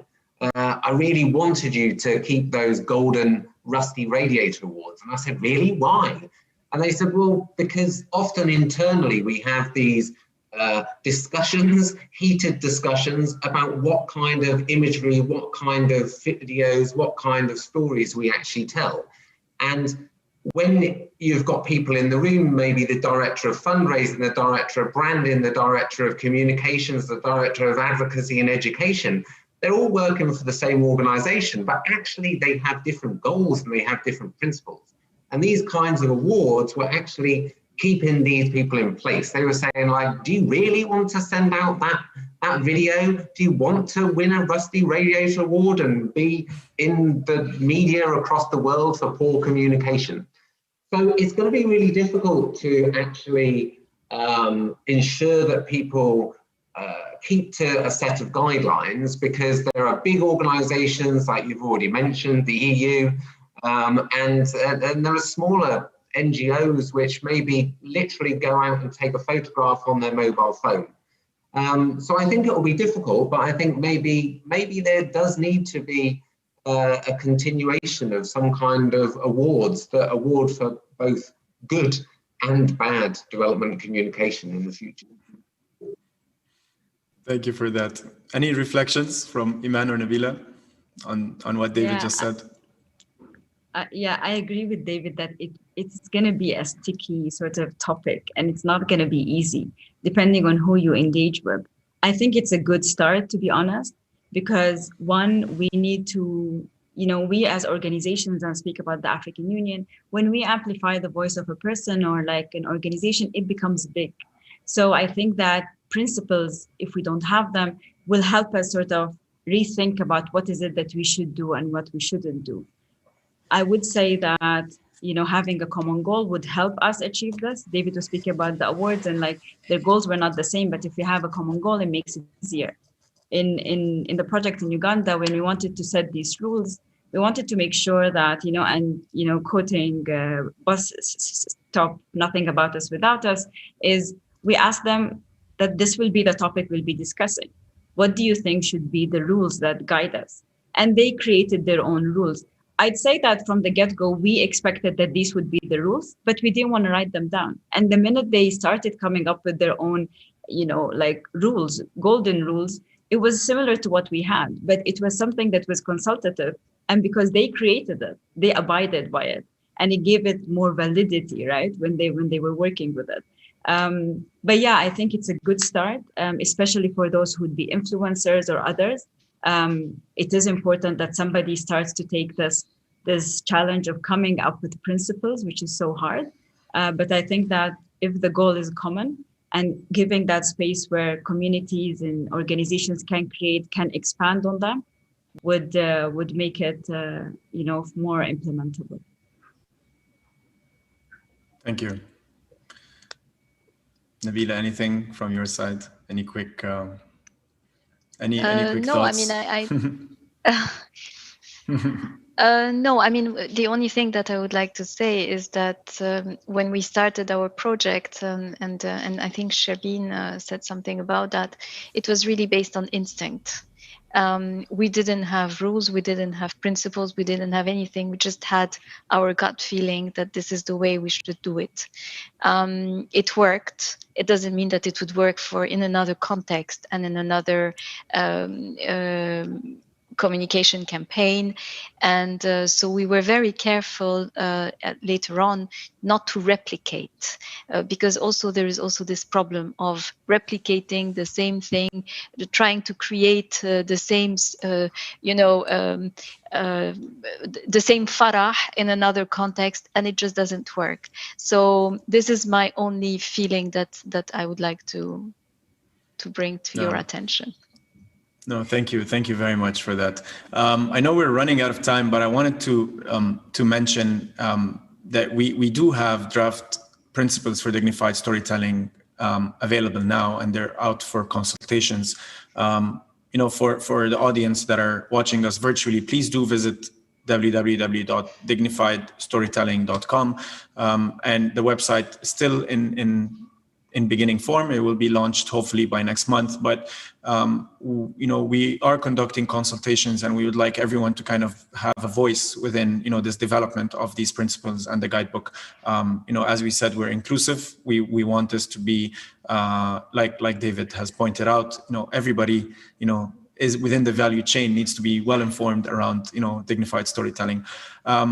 So I'd like to, for conclusion, maybe give each one of the panelists 30 seconds, just one statement that you would like to leave the audience with today, just 30 seconds. David, start with you. Oh, start with me. I want to say that, everybody is a storyteller.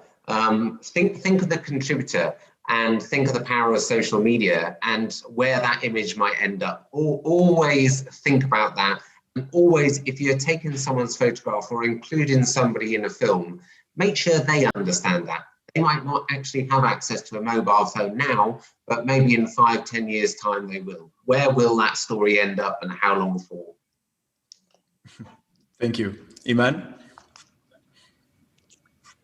Well, I wanted to start with that we're all storytellers, but David did that. So I'll just say that it is a responsibility. As a storyteller, you have a big responsibility, and you're able to change the mindset of people when you tell the story.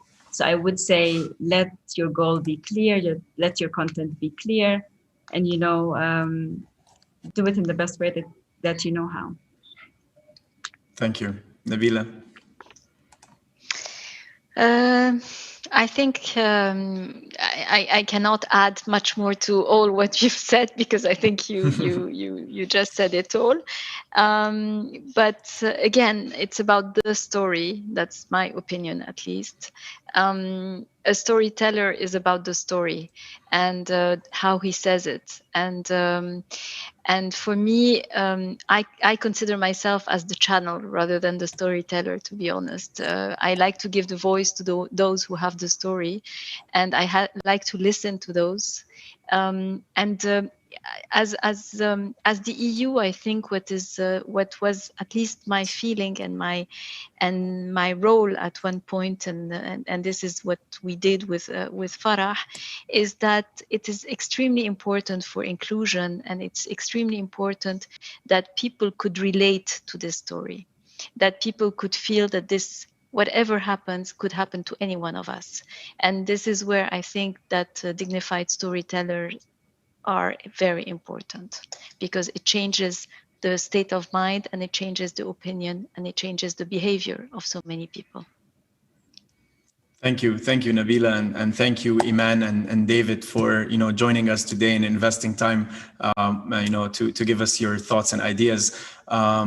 Thank you also for highlighting that to do dignified storytelling, you need to be able to respect the voices of the contributors.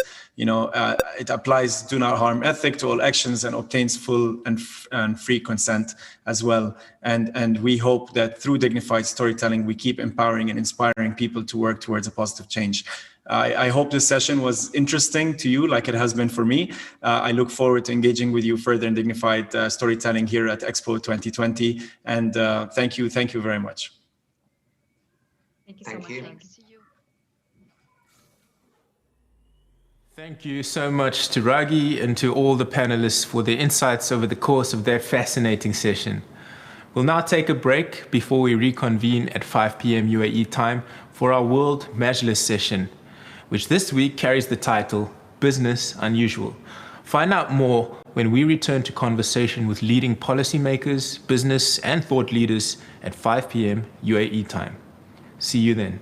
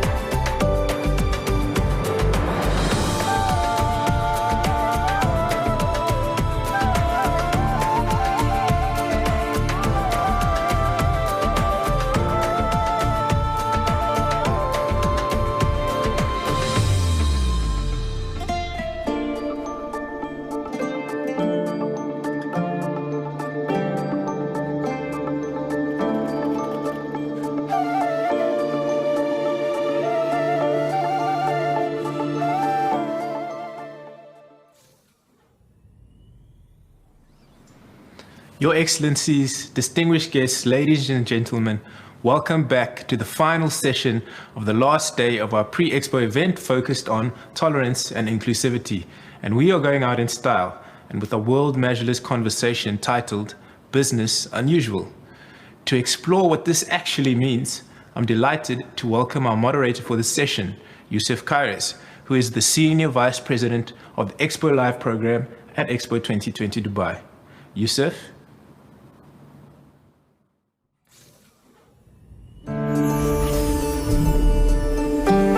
More than ever, today's world needs us to talk to each other, to communicate and collaborate. In one of the UAE's most cherished traditions, the Majlis. The World Majlis is an open space where diverse voices come together to discuss, to explore and understand, to agree and to disagree. A space to celebrate ideas. Ideas for unlocking the potential of people around the world. For designing technologies that benefit everyone. For creating a planet that not only survives, but thrives. And for building communities that together imagine and design a brighter tomorrow. World Majlis. Conversations for a better future.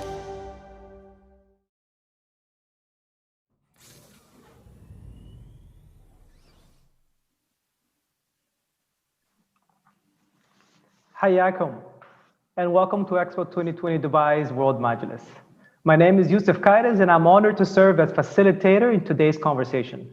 I've had the privilege of running Expo Live, our global innovation program that has searched the world for entrepreneurs and startups whose solutions are addressing our most pressing social and environmental challenges. I have been inspired by their commitment, not only to their causes, but to a belief that we can do business differently.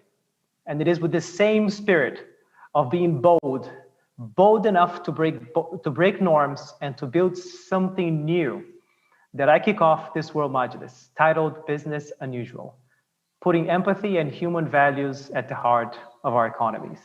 Welcome, everyone. And before moving on, I would like to introduce our panelists, beginning in alphabetical order with my colleague, Iman Hablib, who is the head of Foreign Aid Information and Reporting at the Ministry of Foreign Affairs and International Cooperation here in the UAE. Iman is a career civil servant within the Ministry of Foreign Affairs with contributions to the ministry's Youth Council, Innovation Committee, and Women and Girls Empowerment section, which she oversaw from inception. Iman's passions lie in policy development, multilateral engagements, humanitarian relief, and development programs. Thanks for joining us today, Iman.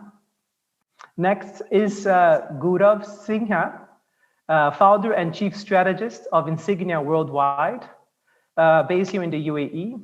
Gaurav Singha is a founder and chief strategist. Insignia Worldwide is a destination design strategy and brand experience company. He's also a thought leader on the subjects of urban design, branding, and destination development. He's also a curator of culture and a catalyst of change. Very glad to have you today, Gaurav. Thank you. Next, we have our colleague Mohammed Amarsi, who is the founder and chairman of Inclusive Ventures Group. He's also the founder of Amarsi Foundation based in the UK. This foundation supports initiatives in education, building cohesive societies, inclusive capitalism, governance, and futures agenda. His foundation also launched the Inclusive Ventures Group, a responsible profits social impact investing platform that has invested in education, livelihood, health, waste management in Africa and Asia. Mr. Mohammed, very nice to have you, sir. Thank you. Next, we have our colleague Tanya Sarwar. She's a human resources leader in the Middle East and East Africa from Cisco, also based here in the UAE. Tanya has over 15 years of experience within human resources and currently supports the Cisco Middle East and Africa sales function. She serves as a consultative business partner, and her passions are leadership development, driving a courageous culture, and promoting inclusion and diversity. Welcome, Tanya. And finally, we have Navi Reju, who's an innovation and leadership thinker and author, I would say even philosopher, coming out of the United States. He's a New York-based innovation leadership scholar who advises senior executives worldwide on breakthrough growth strategies. He's a fellow at the Judge Business School, University of Cambridge, and has served as vice president at Forrester Research, a leading technology research and advisory firm in Boston, Massachusetts. I'm very glad to have you all here with us today, and hopefully we'll have a fantastic conversation on this very interesting topic. And I hope we have a conversation that's provocative, that pushes us to go beyond the norms and able to define interesting questions so that we can later on, with the power of a World Expo, try to get some attention to some of these new and important changes that we must consider as we move into a different economic model. Over the past 100 years, we have experienced the fastest transformation in human welfare and prosperity, fueled by innovation and industrialism. We have evolved into beings of production and consumption, paving the way for significant developments on our health, mobility, and overall aspirations. Much of this success has been driven by a powerful and attractive notion: unrelenting growth. Our devotion to growth has created a self-enriching global system that guides how capital is deployed, to whom, and under what conditions. From boardrooms to households, we have all been immersed into this philosophy of maximizing capital. And though it has generated much benefit to our society, it has also fueled negative outcomes, such as income inequality, unequal distribution of wealth and opportunity, disenfranchisement, and indifference. The ongoing COVID-19 pandemic has exacerbated these already existing symptoms of our current economic and business models. Furthermore, it has allowed us to witness how companies, large and small, as well as governments, operate under distress and unwillingly reveal that which is most valued to them: human welfare or just welfare. With our system shaken by this pandemic and its consequences, is it not a crucial opportunity for us to address its faults and re-inject the human values that can help balance the scale? To seize this opportunity tonight on this panel, I would like to frame the conversation around three areas. In a world of maximizing growth and profits, who and what gets left behind?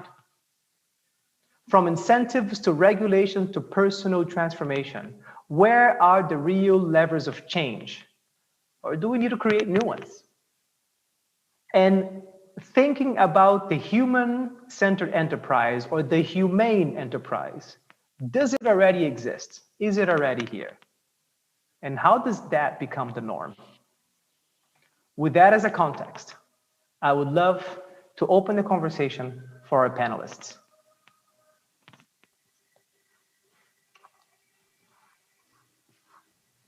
Well, thank you for that. If you allow me, then maybe I would start by sharing some of my thoughts. And first of all, thank you for organizing this panel. I think it's great to be able to have a discussion on the subjects which are truly relevant to humanity at a time when we're in the middle of a pandemic and trying to ascertain what really is the true attributes of what makes us human in many ways. I think, I'm the eternal optimist about human ingenuity in most cases, but I think we have some fundamental problems in the world today, which we have a collective responsibility to address. If you look at, and I believe fundamentally, if I was to anchor a conversation and even coax my co-panelists to talk about this, would be the militancy of capitalism. And I think, the fact is that capitalism works in a very, in a fundamentally positive way. It's lifted, hundreds and millions of people out of poverty, especially in the recent 150 odd years or so. And I think when you look at it, I think today what we have is a number of issues that have societal negative impact. Whether it's the fundamental gap between the rich and poor, And I think we have certain key challenges to address. And I think the conversation has to now talk about not the woes or challenges with regards to what capitalism is in context today, but what positive impact it can make in the future. Today you have individuals who are richer than nations.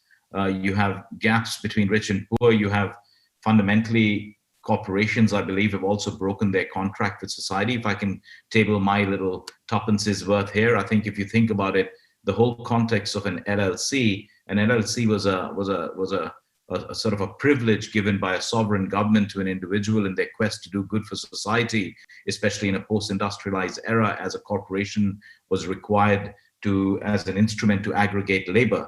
Today, when labor is organizing itself, you have also got to question what is the true role of a corporation in the context of capitalism and how it operates today. And I think, everything in capitalism is purely about, penalties and incentives. So the conversation really needs to be about neo-capitalistic beliefs, and neo-capitalistic beliefs have to be a consequence of, starting a whole new culture of defining or changing the language of success. How do you change the language of success when you have predatorial capitalism, and how do you migrate from predatorial capitalism to conscientious capitalism? I think fundamentally it begins first by human beings taking responsibility of the choices they make. If you gravitate towards having 7 credit cards and buying Gucci shoes and being in debt, then I think fundamentally we have a bigger issue at our hand. Then you can't blame capitalism, you blame consumption to begin with. So I think how do you create a more inclusive context with regards to altruism and inclusivity to become the cornerstones of capitalism in the future? And how do you redefine success? I think these are the sort of problems that we need to address. And I think it all begins, quite honestly, with changing the language of success. Culture, the definition of culture is that it's a set of shared beliefs that drives natural behavior.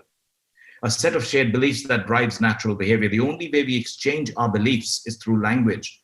And if we end up using yesterday's vocabulary, how do we possibly create a new tomorrow? That's great, Gaurav. Thank you for that. Mr. Mohammed, please. So thank you very much. I will follow on from the very insightful remarks that Gaurav has made. I think that firstly, we need to look at what capitalism was, why was it put into place, and how it has changed. I would look at capitalism today in 2 ways. I would say that we are living in the age of what I call surveillance capitalism, and we are looking in the age of what I call the mindful corporation. If you cast your mind back 100 years ago, when capitalism was really at its strength, we had companies that were producing goods, we had ships sailing all over the world, we had international trade. Today, if you look at COVID-19, the economies have gone into recession everywhere, but one sector of the stock market has gone up and up and up, and that is technology. What is technology doing is it is controlling your mind. And it is trying to explain to you that it is beneficial to you, but the cost of this benefit is yet not known, it's uncertain, and by and large, it has not been acceptable. It is not acceptable, and it has not been accepted. If you look at valuations today, about 80% of stock market value is based on intangibles, whereas 40 years ago, 80% was based on tangibles. So we have not been able to adapt to the new economy to understand the dynamics. And as Gaurav has said, that the language that we employ still is a language of the past. But let's look at a few more concrete things. So people talk about how the focus should be on people and planet and profits. So I would add on to that 2 more things. I would add purpose and I would add power. And I think that for people that are in a position of making profits or using their power, these should only be used if they take into account purpose, people, and planet. Otherwise, the use of power and the use of profits should not be allowed, because it is concentrating the power into the hands of people who are profit makers, and the profit makers are the ones who are controlling the people in power. And then looking at, where do we go from here? It's so clear to me that corporations are being run for short-term gains. We have quarterly reporting cycles. CEOs today are paid on share uplifts, share price uplifts. You have massive amount of share buybacks. I was staggered to learn that the amount of share buybacks in the US last year has been colossal. And it has been colossal because capital gains taxes are taxed far lower than dividend income tax. So companies are happily buying shares back. Share price moves upwards because it's a function of the shares in circulation and the profits that are made by those shares. And CEOs are being paid colossal amounts. If you look at the proportion of what CEOs are paid, the average worker today, it has risen maybe, 1,000-fold. Today, the ratio is about 80 times, when only 40 years ago, it was 10 times. So the system is breaking. Inequality is on the rise. If you look at some statistics and compare that, the 25 richest men in the world have more net worth than 325 million women in Africa. That just gives you a scale of the inequality. And one day the chickens will come home to roost. So I would say that there is a massive pressure on business and governments to start asking questions as to why have they given a license to companies for limited liability, and they can then do whatever they want. And so when you look at 2008, we had a massive financial crisis. And we did not learn much from that. We are now into another crisis. Hopefully, we will learn something more. We will improve. But otherwise, it's business as usual, where we are socializing losses, but privatizing profits. Society bears whenever there is a big scandal, whenever there is a big upheaval, as in 2008, taxpayers bail out everyone. And then when there are profits to be made, those profits go only in the pockets of few people. So the system is broken. I'm not saying it should be abolished. I think that it is time for it to be reformed. Thank you. Very true words, Mr. Mohammed. For your comments. Thanks. I was just going to add on to both Gaurav and Mohammed's comments from the perspective of the corporation. I think we certainly are in an era of unprecedented transformation and change, and that is largely being driven by the individual. Individuals, however, make up the organizations and corporations that we see and that you talked about, Mohammed. And I think it comes down to leadership in those organizations in terms of how are we going to therefore address some of the shifts that we're seeing in society, where we're becoming more conscious of the planet that you spoke about, more conscious of the social injustice and the inequities that we're experiencing. And I think in previous times, I've been working in the field of sort of HR for many years, and inclusion was always talked about as being good for business. It was something that was monetized. It was something that would lead to better profitability or productivity. I'm seeing a shift in the language, and Gaurav, you spoke about this as well. I'm seeing a shift in the language that it no longer is just something that is good for business, but it is essential to the fabric of the company and the people that belong to that company.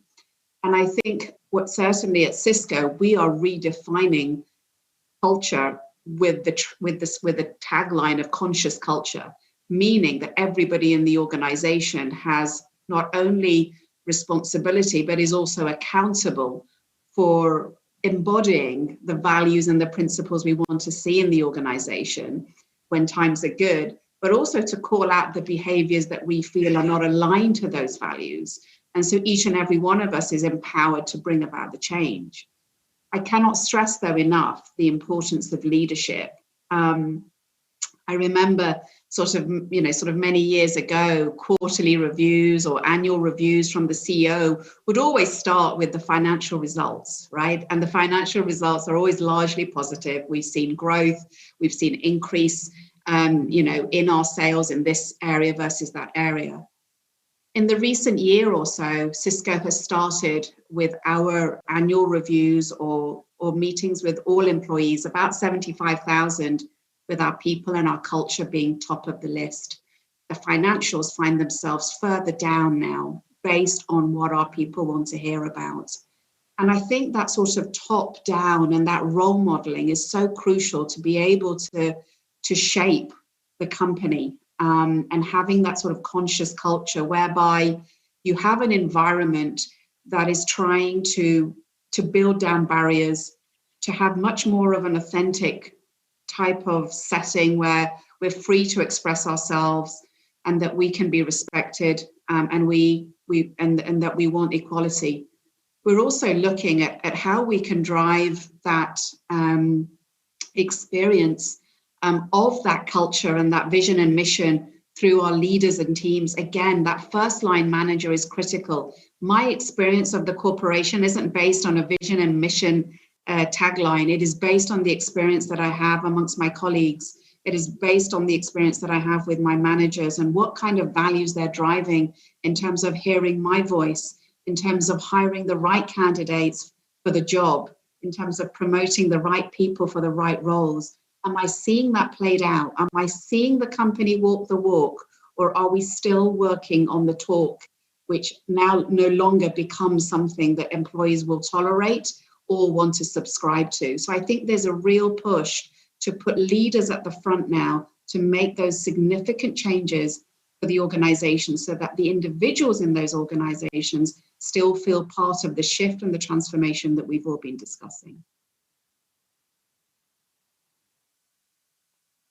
That's great, Tanya. Thank you for that, for bringing that up. And I'd love to put a question for you here. Maybe we can elaborate more later. But whether do you feel this transformation that happened in Cisco is it because of leadership? Now, do we all just want to have that great leader? If we just have that great CEO who's had a change of heart, then we'll be fine. Or is it a formula? Is it a process that any organization can go through, regardless of a perfect CEO? I know it's a tough term, but a very benevolent CEO. So maybe I'll keep that in here. I'll park here somewhere on my left brain and park it in yours. Let's hear from Navi a little bit here.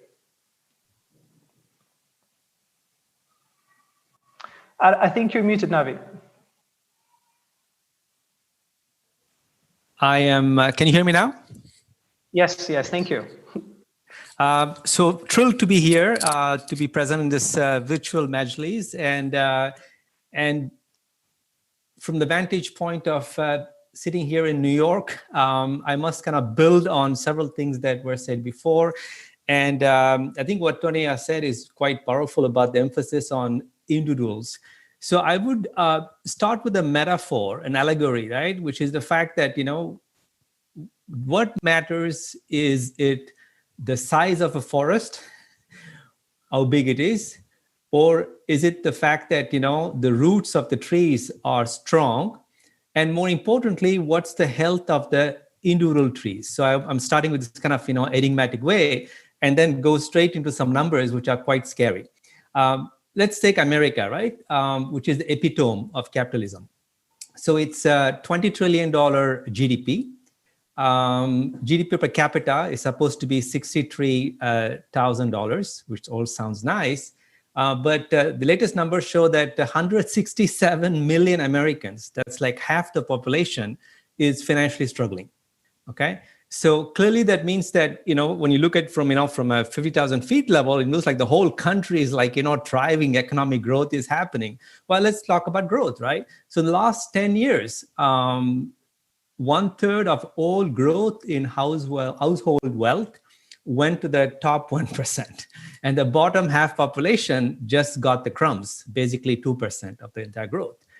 So what that means is that we also have to ask ourselves, right, is do we want to have in aggregate as a country that gets bigger and bigger, but doesn't pay attention to what's happening to the individuals? Or do we want to make sure that we empower each individual to maximize their income earning potential, but also, their well-being and help them realize, their potential. So I'm starting with a stark note, but now the good news, and that because we want to, be optimistic in this panel, and I'm an optimistic, like Gaurav, eternal optimist. The good news is that, you see, I immigrated to the US 20 years ago. If you had this panel 20 years ago, we'd say like, oh my God, nothing is going to happen. But what's exciting is that the last 4 years, it may be due to the political governance we had, it's possible. And building on Tonia's concept of conscious culture, which is also the theme of my next book, Conscious Society, we see an incredible acceleration in consciousness in America. So consciousness has two dimensions. It is awareness, which is about becoming aware of what's happening. And then there's action, right? Because without action, just awareness isn't enough, right? So both is happening. And it's happening because 60% of the GDP in America, 60-70% is consumption. So young consumers from millennials and the Generation Z are voting with the wallet, right? They are asking for brands to become more socially and environmentally conscious. And they switch brands, they don't have brand loyalty, and they go buy from companies that actually are doing the right thing for society and the planet. The second stakeholder is employees, right? These employees, young employees, also willing to, join companies and that actually are doing the right thing for the society and the planet. But then there is the third stakeholders, which I wouldn't expect for even 5 years ago, which is starting to put pressure on companies to embrace what Mohammed was talking about, like, conscious capitalism, etc. It's the investors. Do you know that the fastest and the biggest growth in impact investing is happening in America, right? Which is, never heard about. So you see more and more pension funds divesting from, companies that are polluting or don't, respect what we call the ESG standards in terms of, social governance or having enough women in the boards, etc.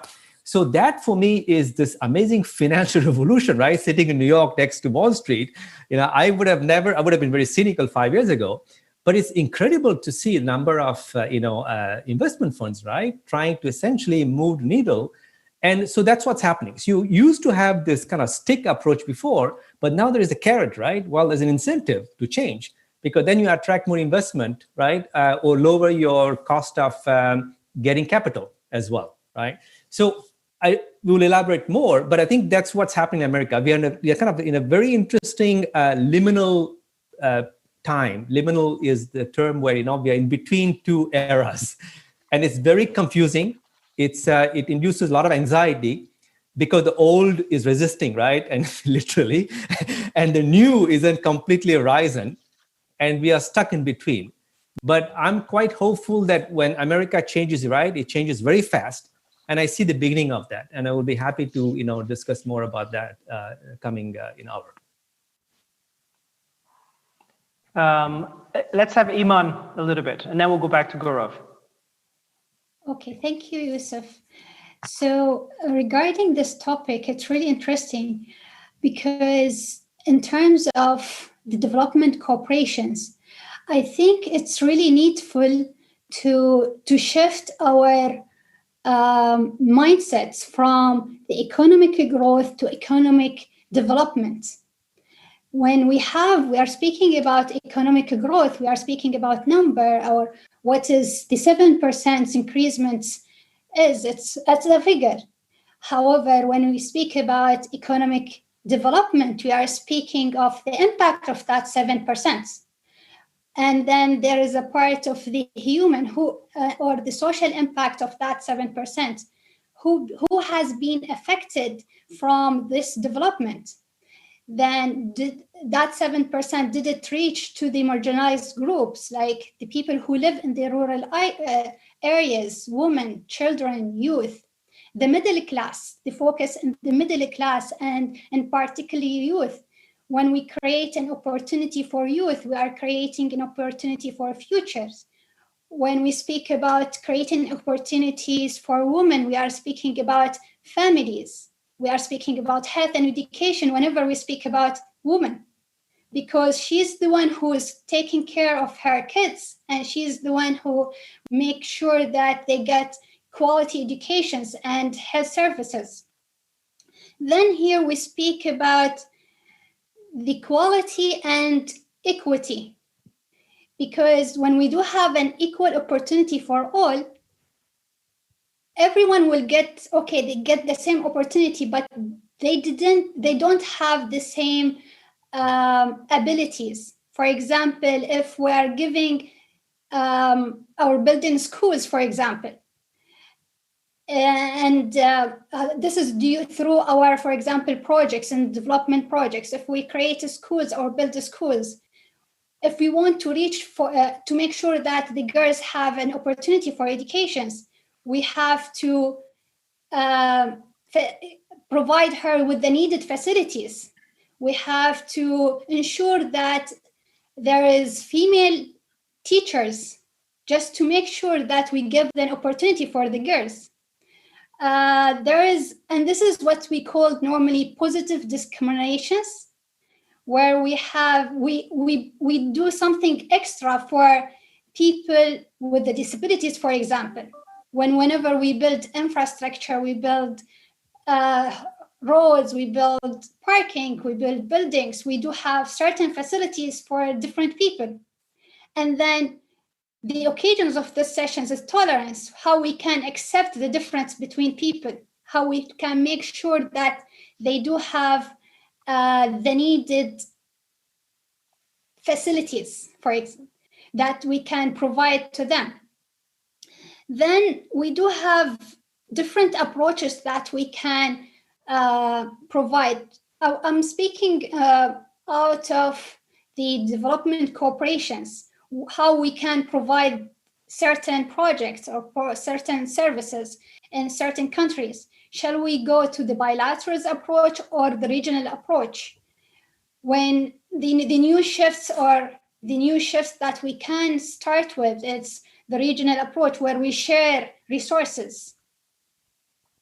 And then this is how we shift from the MDGs, the Millennium Development Goals, to the Sustainable Development Goals. Sustainable Development Goals surrounded or designed around the people, the prosperity, planet at peace, and partnership. So I think nowadays we really think we have to think about beyond the numbers, beyond the hard figures and the fact sheets. We have to take the human as the center of everything that we are doing. That's great, Iman. Thank you. Thank you so much for bringing that perspective. I know that a lot of your work lies into seeing how much of this capitalism and economic growth conversation gets out of Europe and North America and gets deployed into the rest of the world, particularly the Southern Hemisphere, and how those, the changes and the the gaps that exist, some are often quite even larger as you go into some of these different contexts. So thank you for bringing us back to human, because that's what it's all about. Gaurav, please. Yeah, thank you. No, listen, I think this is such a gripping conversation, and I want to share some of my thoughts again, just to complement some of the things that have been talked about. In 2018, I wrote a book on called Compassion, Inc. And Compassion, Inc. is about unleashing the power of empathy in life and business. And it comes back to, the vocabulary of success and how we have to redefine culture. As part of the process of writing this book, I, actually just went to dictionary.com to research the definition of the word organization. And when you identify the definition of organization, you get a very vanilla answer, which is what it is. It literally is what it says on the tin. But if you replace the word organization with the word organism, you find a very colorful definition of how an organism, in many ways. So a corporation today is actually, for me, a social organism, and you have to understand the interdependency. It's like having a very healthy liver, but no body to serve. So it's not a question of having, one organ in your body which functions a certain way. You need to be able to take care of the entirety of the ecosystem that you work within. And I think when you look at creating purpose-led, meaningful brands, you have to consider businesses to be social organisms, and the interdependency between what I call, your global corporate constituents. There are universal corporate constituents. People talk about, stakeholders within companies. I believe, you've got to really reboot this. You've got to talk about, there are only two corporate constituents, the planet and the people. That's how it all begins. And I also think capitalism today is also, a cognitive prison. It frames our thinking to see and interact with the world in a certain way. And we need to create a new currency. Like today, if I wanted to transfer money from Dubai to Delhi, it'll take me less than 30 seconds. But I can't transfer my goodwill even 10 feet further from me. So I think what we need a new currency of prosperity, because goodwill is very sticky. And this new currency and new conversation has to be rooted by thinking through what is going to happen 30 years from now. We have to shift demand. With demand will come the rise of what I call enlightened enterprises. Enlightened enterprises are companies that will not talk about ROI, they will talk about ROE, which is return on empathy. And to that effect, you will see the rise of altruistic capitalism, which has to fundamentally be for good, for profit. You have to look at creating profitability because it drives positive impact across a wider spectrum. But we will also witness the rise of a new generation of consumers. Our children, grandchildren will be what I call altruistic aesthetes. These are people who will be humanists at heart. Altruistic aesthetes will be consumers who like beautiful experiences, products, etc., but they also want to feel good about giving back. So why don't we start by changing the conversation? Why don't we talk about serving holders of shared values, not creating shareholder values? Why don't we redefine CEOs to become chief empathy officers and ban the word executive from the language of how we put and position companies? And that is how you drive change in culture. You talk about leadership. No, I believe leadership and benevolence is a critical part, but culture is a consequence of everybody rallying around a set of shared beliefs. Now, if empathy is not in the middle of your name, in your title, how can you possibly, then you're in principle a hypocrite. I think there's a tremendous amount of hypocrisy in capitalism, which is under a veneer of greenwashing and all the rest that happens in the world. And I think we have an obligation to address it. Chief executive officers are also the ones who get binned if you don't meet your quarterly billings or your share prices, wobble at some level or the other. So I think a human-centric, environment-centric ideology is at the heart of driving change and creating neo-capitalistic beliefs that allow us to do all of these things that we talk about. We are very blessed to be able to do this because we are the most connected generation in all of human history, mankind's history. So I think let's go back to basics. You don't need an MBA to be successful in these things when you're running a business. It's a very simple philosophy. Good human values make great business values. So let's put humanism at the heart of what we do. Let's talk about human ingenuity and celebrate that. And I think this is the conversation that should be at the heart of every boardroom discussion, come hell or high water. And I think these conversations require, and maybe, Tonya, you will lead the charge with Cisco's CEO rechanging his title to be the Chief Empathy Officer. So that's a call out potentially, hopefully you can drive. But we have to do this. And I think it comes down to also understanding the distinction. I loved Mohammed's comment earlier about socializing losses and privatizing profits. I think such a profound statement, because the reality is we have to find a new way to define what is the role of governance and what is the role of the private sector, and how do the two interlink? How do you create a new framework of policy? And I think a lot of the changes will come from policy. Look, there are people out there making billions, paying less than $1,000 in tax, even in the US. So there is an absolute hypocrisy in the way governance operates, how taxation operates, even in some of the most mature first world capitalist markets. We have a fundamental problem there. And I think if this gap is not addressed, we will have a seismic impact on this, and it'll come and hit us like a tight slap on the face if we don't address this. We all have an obligation to play our active role in driving policy change. And it is happening on the fringes. It is happening with ethical and conscientious brands that are coming out, and to do that, whether it is the benefit corp movement or the conscious capitalism roundtable that has been established. These are the sort of things that we need, but we need them at a grassroots level. We need them for SMEs. We don't just need them for the large organizations. How do you protect people to go out there and empower them with the ability to marry talent, opportunity, and capital in the most equitable manner? I think these are the conversations that I would love to have more of, and I would love to see the world try and create that impact. Thank you. Yes, sir, can I just I had to get that off my chest. Yes, go ahead, Tanya. I want you to respond, please. I want to respond with an example, and I think you want to accept the challenge. Yeah, that's a heavy challenge. You please don't hold me to that one, but I will try my best.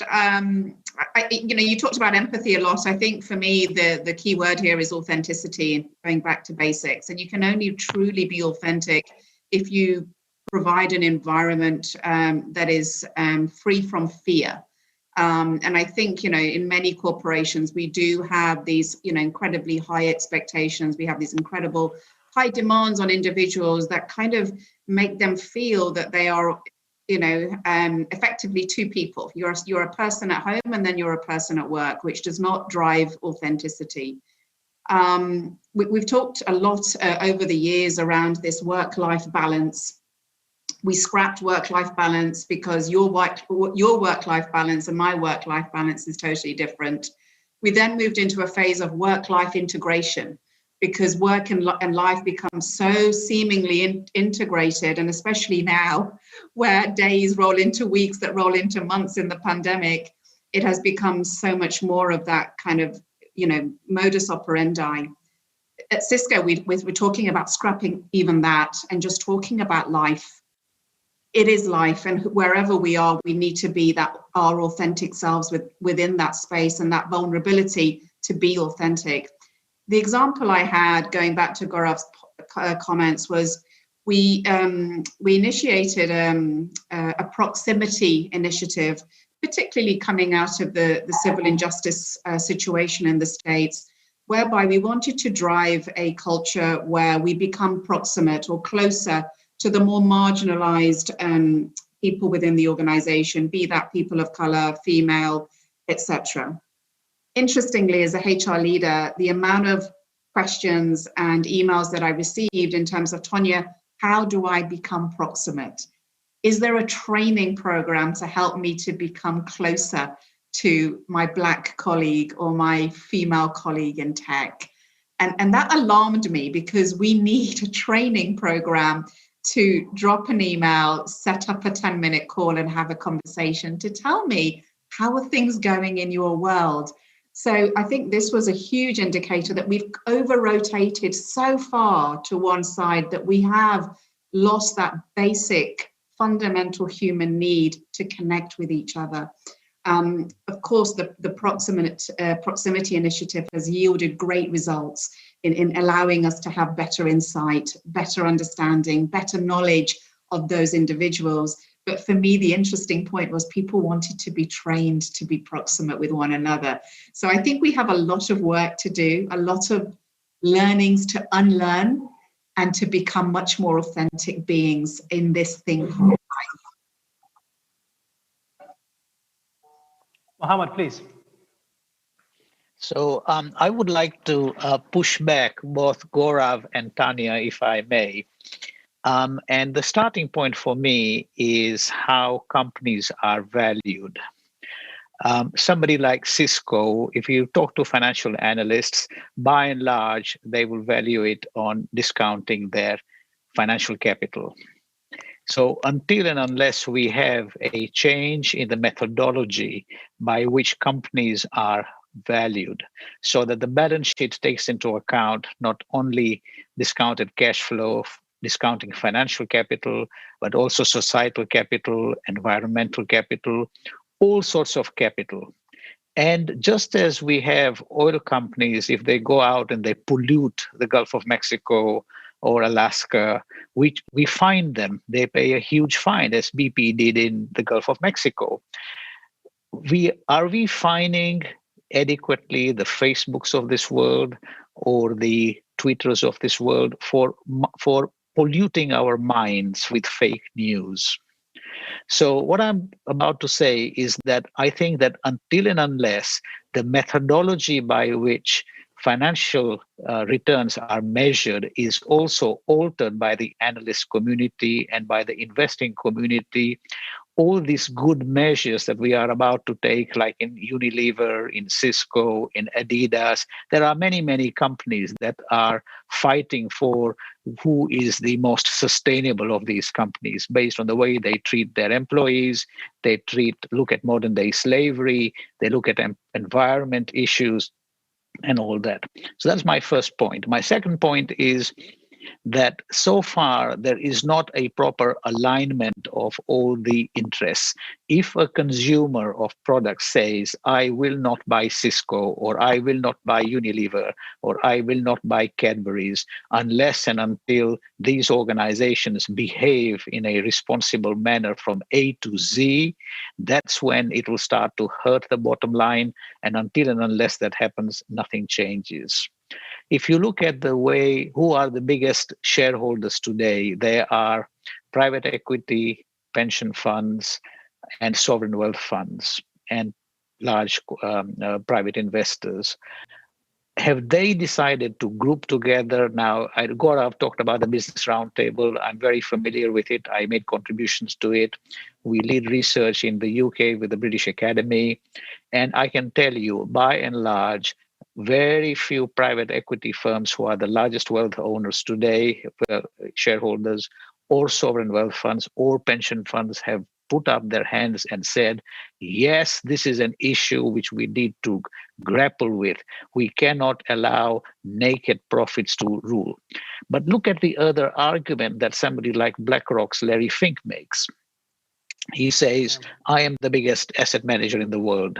My obligation is that I have to manage money on behalf of pension funds. Most of the beneficiaries of those funds are in their 70s and 80s and 90s. They've got 10 years to live. Do you think that if I put to them and say to them that, look, I will reduce your financial returns because we need to be good to people, we need to be good to planet, what will they say? That is not our problem. We are here for another 10 years only. We need to maximize returns so that we can at least enjoy our last 10 years of our life in the best possible condition. So unless business is able to prove that if it behaves in the way Tanya and Gaurav have articulated over a sustained long-term period, the returns that that approach will give is higher than the one that is presently given to shareholders and pension funds, it's going to be very hard to move the needle. So I'm afraid I'm not a pessimist, but I'm a realist. I think that I'm not an optimist at all that these changes are happening and are sustainable. I think that this is a lot of lip service that people pay for CSR reasons, for glossy end of the year reports where they have a beautiful chapter on how they'll be good vis-a-vis CSR. But I'm not sure at the end of the day that this is, as of now, really moving the needle. What is the world doing to fight corruption? What is the world doing to ensure that there is no tax evasion? I don't know about Cisco, but when you look at Google, Google has its European operations hived off in Ireland, special subsidiary, pays almost nothing by way of taxes. Google in France was fined 4 billion euros by the French government because of not paying taxes. So if the large corporations are hiding their money and not paying their dues to society, what do you expect? Governments are not powerful enough. If today big business leans on the leadership in the US, the UK, Europe, and other countries, do you sincerely believe that there is political leadership strong enough to say we want to push through this reform?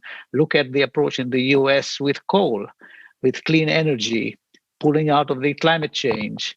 So it's not easy. We have to be real. We have to start with baby steps and then go from there. And see where we come out. Those baby steps begin with the choices we make at our home. The most important economy in the world is your household economy in many ways. So I think it's the choices you make. And I think if you can drive the choices cultivating. I think the Larry Fink comment, he's shooting his rifle from the shoulders of people in their late 80s. That's just a bizarre way to look at it. It's a lovely caveat to get out of, and I personally think I'm aligned with you. There is a certain hypocrisy, and it comes down to governance, and the role of governance has to evolve. I think penalizing for all of this, and I think there should be a new body. There should be a new body of governance that sits between the governance of nations and the governance of the private sector. Now, it can't, and it has to have some level of unification in all of this. I think we have too many toothless tigers since the World War II ended. All these post World War II institutions that exist, there's a lot of hollow posturing, and by the time between the hollow posturing and the grassroots impact, listen, there's a lot of good in humanity, but I fundamentally think that there is no substitute for human greed. I think that's the problem.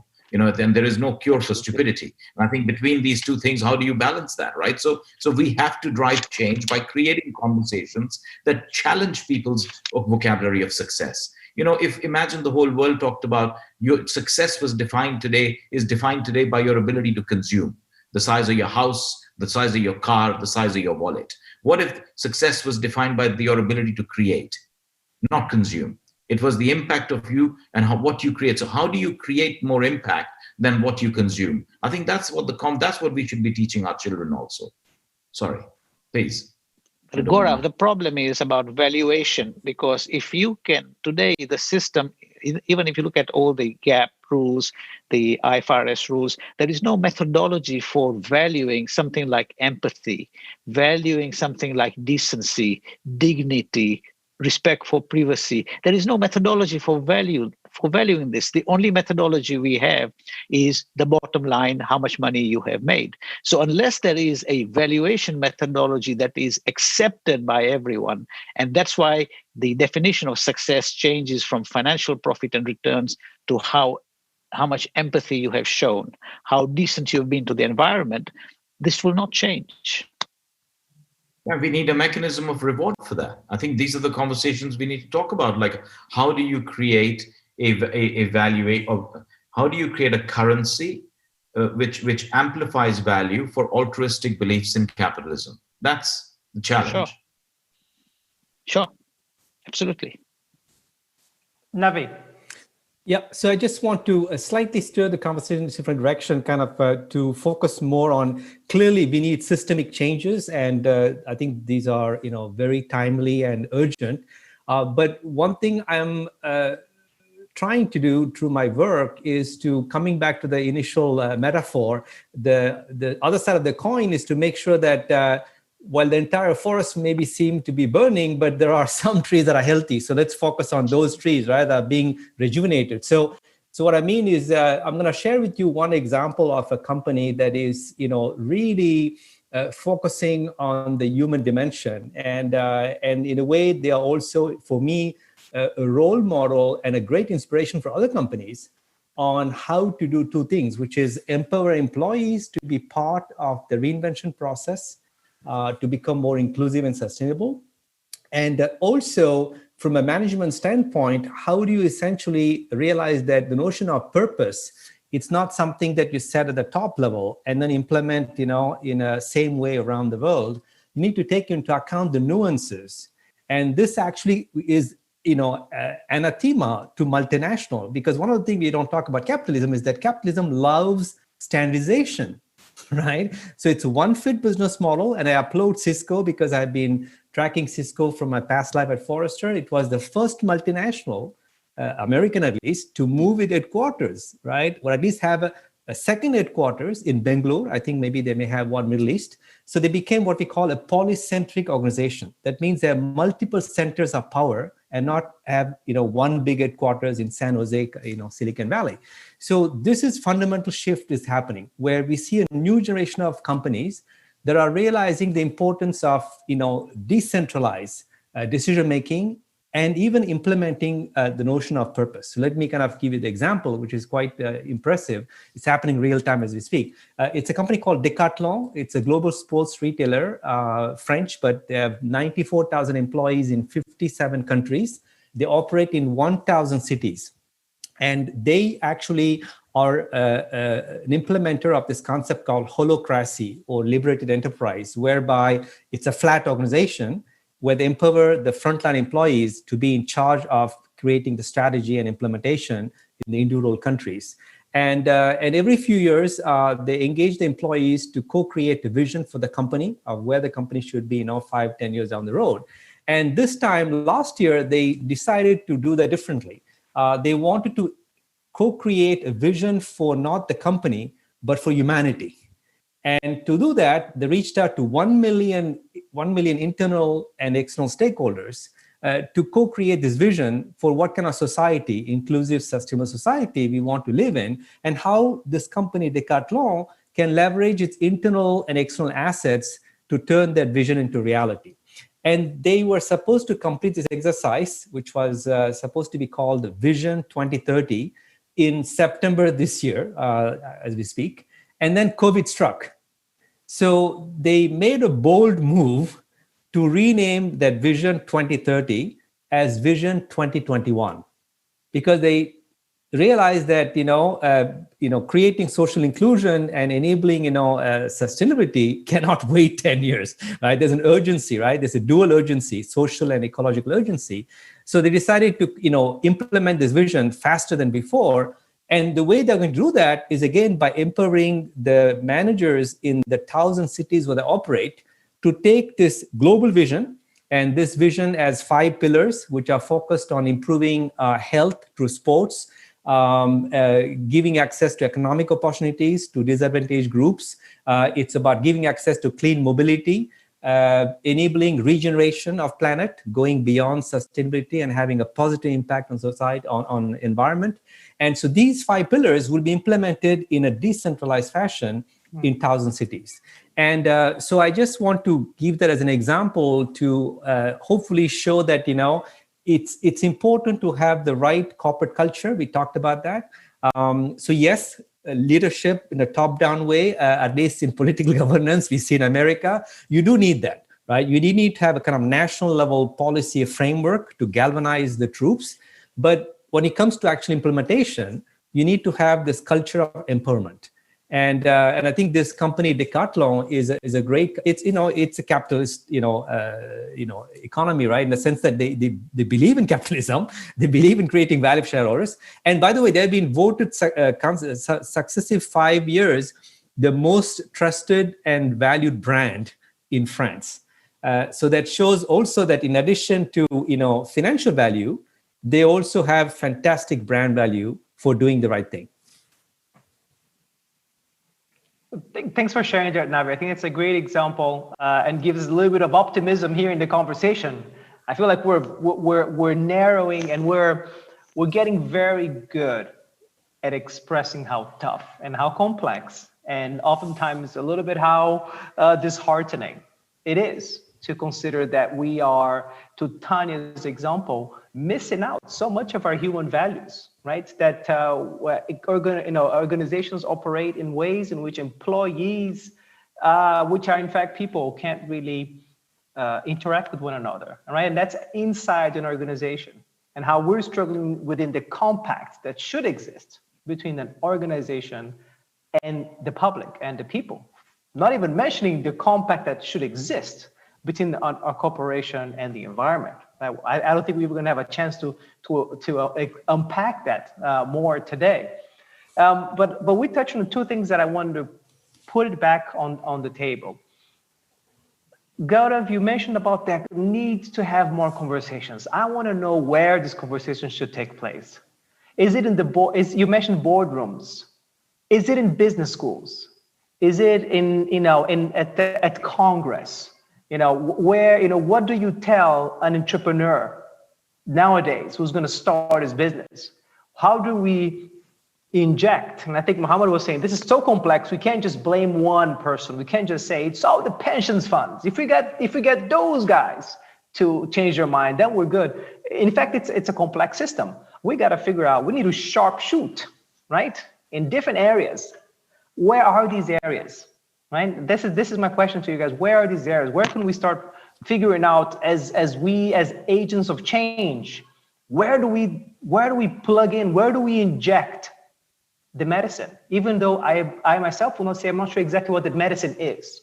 I think we said empathy, we said, authenticity, a new currency. So let's not focus on the medicine right now, but let's focus where should we inject that medicine? So I think it's a really good question. And yeah, please. Go, Tanya, please. Please go. So I have three children, Yusuf. I have a 17-year-old, I have a 15-year-old, and I have an 8-year-old daughter, 2 sons and a daughter. And I know it's easy for us to kind of say, okay, the legacy lies with them. It's the next generation. It's for them to improve things where we fell short. But I do think fundamentally the next generation is thinking differently. When I hear my teens and their passion for the environment and wanting to make some sustainable change, starting with home, right, in terms of how we recycle, where we purchase our food, our clean diet, they lead the conversation with those types of topics. When I speak to my kids about their careers, and they're not talking about finding the job that will give them the best return, right, in terms of what's going to pay out the best, but it's more around what's going to be, what's going to make a difference. What are they going to be able to enjoy doing? I think, we've talked about the shift in culture, mindset, language, and I think I'm actually really reassured and I'm really optimistic when I speak to the kids. My kids are not unusual or unique. This, I feel, is the same message from so many of the kids in colleges and universities. They are looking at the world in a very different set of lens than we did. And that gives me hope. I think I concur with that. My point was something on similar lines to say, the conversations have to begin at home. These are the conversations, they have to begin at home. It's your personal economy that you have to, drive impact through the choices you make as human beings. And I personally think if I layered that out a little bit broadly, I think then if you look at the ecosystem of policy, and infrastructure and capital and opportunity and talent, or the convergence of all of these, interdependent components coming together, it has to start at a grassroots local economy level. It's what happens in your neighborhood. It's how do you do it within your city? I think it's what you do within your state. How do you take that to your nation? And I think it's going to begin like that. I think, you got to go back to basics in any way, like our grandparents in many ways, didn't buy consumer packaged goods. They used to walk up the street to go to the local baker, and get the fresh bread picked up from there. So I think we have to unbox. And I think one of the things that we'll see a great amount of impact is, I think local economies will drive, and whether it's social, whether it's, self-sufficiency being driven around that, how the choices on the type of products and brands you consume, the impact you make on the planet. I think it all begins at home. Please, Mohammed, you were about to say something. So I was just going to say that my only one slight reservation about the home analysis is that there is a disconnect between the generation that your father is out of and that what your children are out of. So yes, I agree with Tanya. I agree absolutely with Gaurav that the new children and the new students that come to universities come with a far more purposeful mindset than perhaps their parents have. But there is a disconnect. So when we work with family offices through philanthropy circles and all that, you will see that increasingly the young kids are saying to their parents that the legacy that you will leave behind for us, we would rather put that into impact investments rather than go and just put them in financial investments of some kind or the other, or portfolio investments. But there is a complete disconnect when the son is talking about something and the father is talking about something. And to me, the jury is still out whether Tanya's children, my children, Gaurav, your children, if they were to become 30 and 40, are they more likely to be seduced by financial returns and the profit motivation, or are they going to continue in their philanthropic sort of way? So I don't know the answer to that. And I just want to add one more thing, that with the point that Yusuf made about business schools. So I sit on the board of the Said Business School at Oxford. And by and large now, every business school has got a program on ethics in the way business is conducted, should be conducted, and all that. So they are doing their best to impart the way of doing business in a responsible, sustainable way to the cohorts. Whether when these people go out and get to real life, whether they will continue that or not, I don't know. And the other problem we have in business schools is rankings. Today, business schools are ranked by one criteria mainly, which is how much salary somebody is going to receive the moment they step out of the B school. Now, if people want to go into philanthropy, impact investing, empathy-based businesses, clearly those organizations is going to pay far low. And clearly, if you were to go to Cisco, Google, Facebook, they would pay far higher. So it's a very tough conundrum that B schools face, because if they are not up in the ranking, few students will apply there. And for them to be up in the ranking, they are not going to be able to practice what they preach. And this is where I think education needs to be rebooted. I think education is broken. Sure. I think that impacts the way we look at the lens of how we educate our children. I think this is where the conversation needs to begin. Whether it's the bedroom, classroom, or the boardroom. I think these are the three spaces where the conversation need to evolve. And I think that's fundamentally what will create change. I think if you look at even education, the way we educate our children, the values we inject in them, the purpose-led components that we talk about, I think that's really where the change has to happen. So if I was to answer Yusuf's question, where should these conversations happen? Then I would say the dining room, the classroom, and the boardroom. Three places where fundamentally you've got to start asking these things. And education is broken. Look, there are enough universities out there, right now on their knees with all the things that we're reading about between foreign students, profit, money, etc. I'm sure Mohammed has tremendous exposure to some of the things that are happening in and around Oxford. My view on this is, what are we teaching our children? I have three little children, and do your children know how to grow rice? Some fundamental life skills that you might need in the future. Is there a value associated with it? I think these are much bigger issues and challenges. You want to teach your children creativity, communication, critical thinking. These are the sort of the hallmarks of what really makes us human, as opposed to this the culture of get the best degree from the best university and automatically you'll get paid tons of money. So we have issues here. Please. Let me just chip in, Gaurav, because I think what you've mentioned a lot of the things that we need to teach our kids, right? Creativity and critical thinking. These are all, right side, front of the brain. I think we want to talk about what are we teaching them in terms of the ethics, in terms of when are they going to say no? So is it my generation, or will be my kids' generations, who are going to, in order to make the right choice, say no? Or be okay with losing out on that attractive profit, right? Attractive funds, and so they can win down the line or win in some other area. There is a threat of oversimplification now. I think there is a threat of oversimplification here, because this is not a mutually exclusive conversation. It is about balance. You see, this is not about one winning against the other.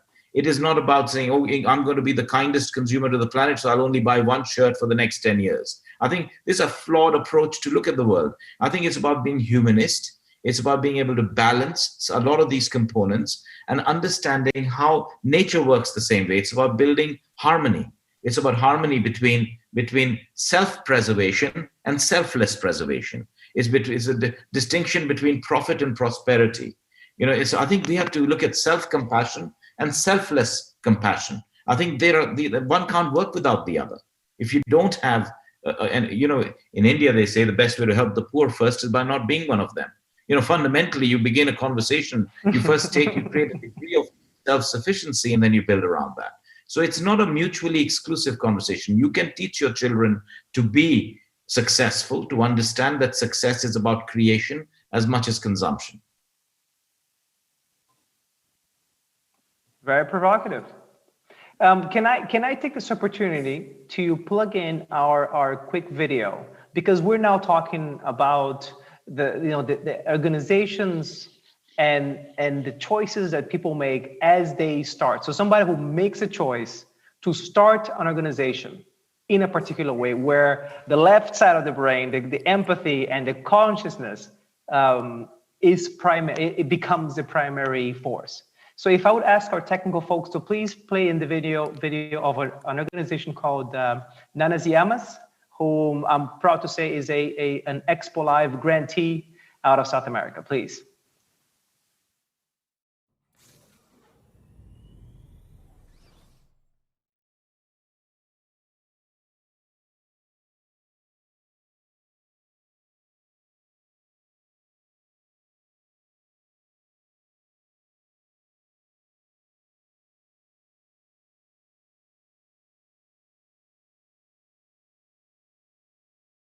That benefit all of them. We want them to be happy. We connect them with decent job opportunities, with great salaries and the respect of their rights. We offer them life skills workshops.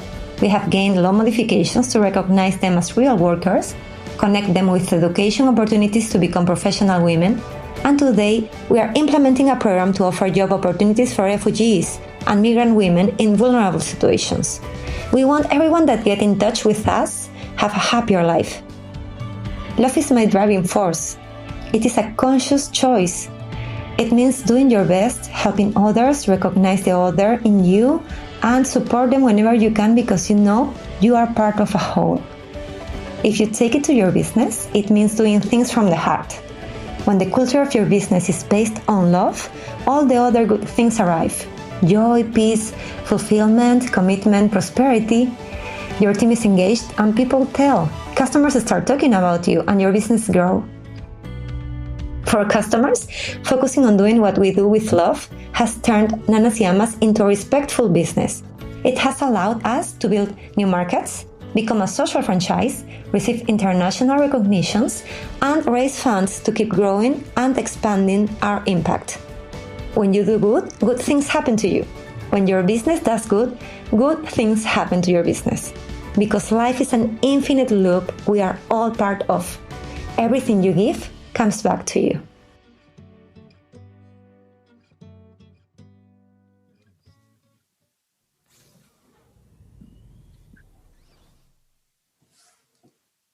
So I think when you hear something like that, it can only just give you hope and optimism that, man, if there were just more of these organizations out there, more of these individuals who are so passionate, not only about what they do, but how they want to conduct themselves and how they want their employees to conduct themselves. When I hear that, I think of Utah and I think about leadership. I think about how as these ladies, as entrepreneurs, how they set the tone and how they identify the culture that they want to create, and how in their particular case, they associate the culture of how the engagement with the people they support mirrors, right? The compassionate way in which you treat a person, your end user, is the same compassionate way that you treat each other, right? As an organization. I thought that was very telling in that video. But sorry, Iman, I saw your hand up and I didn't catch you before. So can I pass it to you now? Thank you. I just want to highlight when our friend, they were speaking, they were saying, really, it's where's the injection should start with. I think also we should not determinize the role of government and the good governance, how they can be aware of the importance of the human and in terms when they come to design the policies, the regulations, the laws. So, for example, when we spoke about how we can give an opportunities, there is the quota system, for example, how we can reach to the private sectors. There is, if we want to fix something, it could be emphasized by certain regulations if the government's aware of what they want to achieve. For example, in the national councils that in the UAE, we do have the 50% of the representations of the women in the council. And the same in the private sectors, where we do have certain numbers of the representations of women as a board. So this is like a board or a wide example of how the UAE is emphasizing or how they put the human in certain institute or in designing in their the policies and the regulations. And then there is the part when we spoke about the families, and it starts from homes. I just want to highlight that the role of solidarities, where we work and it's not only home, it's also a community where we affect others who's around us. I like the video that you showed just now, because they work as a community and they encourage each other to support each other. And here is why we have to go back and invest in youth, because they are brave, they are passionate about what they are doing. They can share the positivities with others. They can, if I have a conversations with my colleague I'm sitting with her or him the whole day, I can affect or have an impact on them, because he can feel the passions that I'm having. So I think solidarity is really it's powerful tools, even when we deal with other countries where we try to solve certain issues. So, and that's why we do have means of implementations of certain projects or policies, or whenever we design the projects, we do have South-South cooperations where we mobilize or use certain resources and share the resources together. And this is what happened during our response in COVID-19, for example. We were sharing resources in terms of providing medical aids, medical source, hospitals, and even doctors. We received doctors from other countries. We shared our doctors' experience. And so this is, I think it's really, we have to focus. Actually, even the campaign that we tried to raise, it was about the solidarities. That's great, Iman. I think it goes back to that left side of the brain that we want to try to bring it back, right? It's not just it shouldn't be just good for business. It just should be. It just should be. You know, Navi, please. Yeah, I just want to build on what Iman said. I think the good news is I want to give two examples that make me very hopeful. In France, there is, so the two examples is to illustrate my belief that we should stop looking at young people condescendingly as the job takers. Okay. Oh, we need to create jobs for them. We need a new paradigm. And I think, Yusuf, you will appreciate, because like me, you love entrepreneurs. So we should look at young people as job makers. How do we empower them to become job makers rather than job takers, right? Because then you're looking at it from a scarcity mindset, right? So two examples which are quite powerful. In France, there is the elite school, the number one school, college, university. It's called École Polytechnique. That's like the elite of the elite. And something amazing happened 2-3 years ago, when a bunch of students, now it's a big group now, of all the elite schools in France gang together, the young people, and they decided to create a collective, we call them, with the manifesto for ecology. And like consumers are voting with the wallet, these kids are saying we're going to vote with the degrees or diplomas to which employer we are going to go work for. And last month, they did a grading of big companies based on how they perceive them in terms of inclusion, sustainability, etc. And they're going to basically go work for those companies, right, that actually score highest and ignore the others. Or one step further is say, you know what, I don't even want to go work for a large company. I'm going to start my own company, right? That's much better. So that's something that I've seen as one example. The second example is the fact that, and I think as Iman said, right, we have this incredible example we saw during COVID, where people essentially leveraged, that's what I call frugal innovation, where they use the resources they have at disposal, share them, and to solve problems, right, very quickly, much faster than larger institutions, whether it's companies or governments. So the question is, as I said earlier, right, being conscious is about heightened awareness. We got that. We got that this time, first time in humanity's history, right? We are highly aware now. Now the question is, how do you translate that into action? And here there's a program that I want to share with you, which I'm part of. It's called the STEAM School, which stands for Science, Technology, Engineering, Art, Mathematics. And it's essentially a 2-week program where we bring together 100 students from France and India. We alternate between Mumbai in India and Paris, where they get a chance to essentially come together and in a hands-on way, co-create solutions that address the 17 Sustainable Development Goals of the United Nations. So in the case of Mumbai, and I think Gaurav will love the example, well, you see, ethics, empathy, it cannot be abstract. It has to be something viscerally you experience. Well, to do that, the very first day arrive, right, they're jet lagged, but we take them and we bring them to Andheri, which is one of Asia's largest urban slum, where they get to actually see, how difficult it is for poor kids to get education, right? Access to sanitation, water, etc. And then based on those insights, they come back to this maker space, right? This kind of workshop where they get to learn how to create prototypes or solutions. The idea is not to, do design thinking. It's about design doing, right? You get the hands dirty. And you start creating, using the tools, first of all. These are MBA students, right? They don't get the hands dirty. We say, no, you get the hands dirty. So they learn to work on wood, laser cutting, 3D printing, etc. Create a prototype, go back in the field, test it, and iterate, and eventually come up with a workable solution. So I think the amazing thing with this project is how it also creates cross-cultural empathy, right? The French students get to understand the perspective of the Indian students and vice versa, because these problems we are facing, pandemic, health, and exclusion, are what I call problems without borders, right? So there is no first world healthcare problem and third world healthcare problem, right? There's only one world healthcare problem.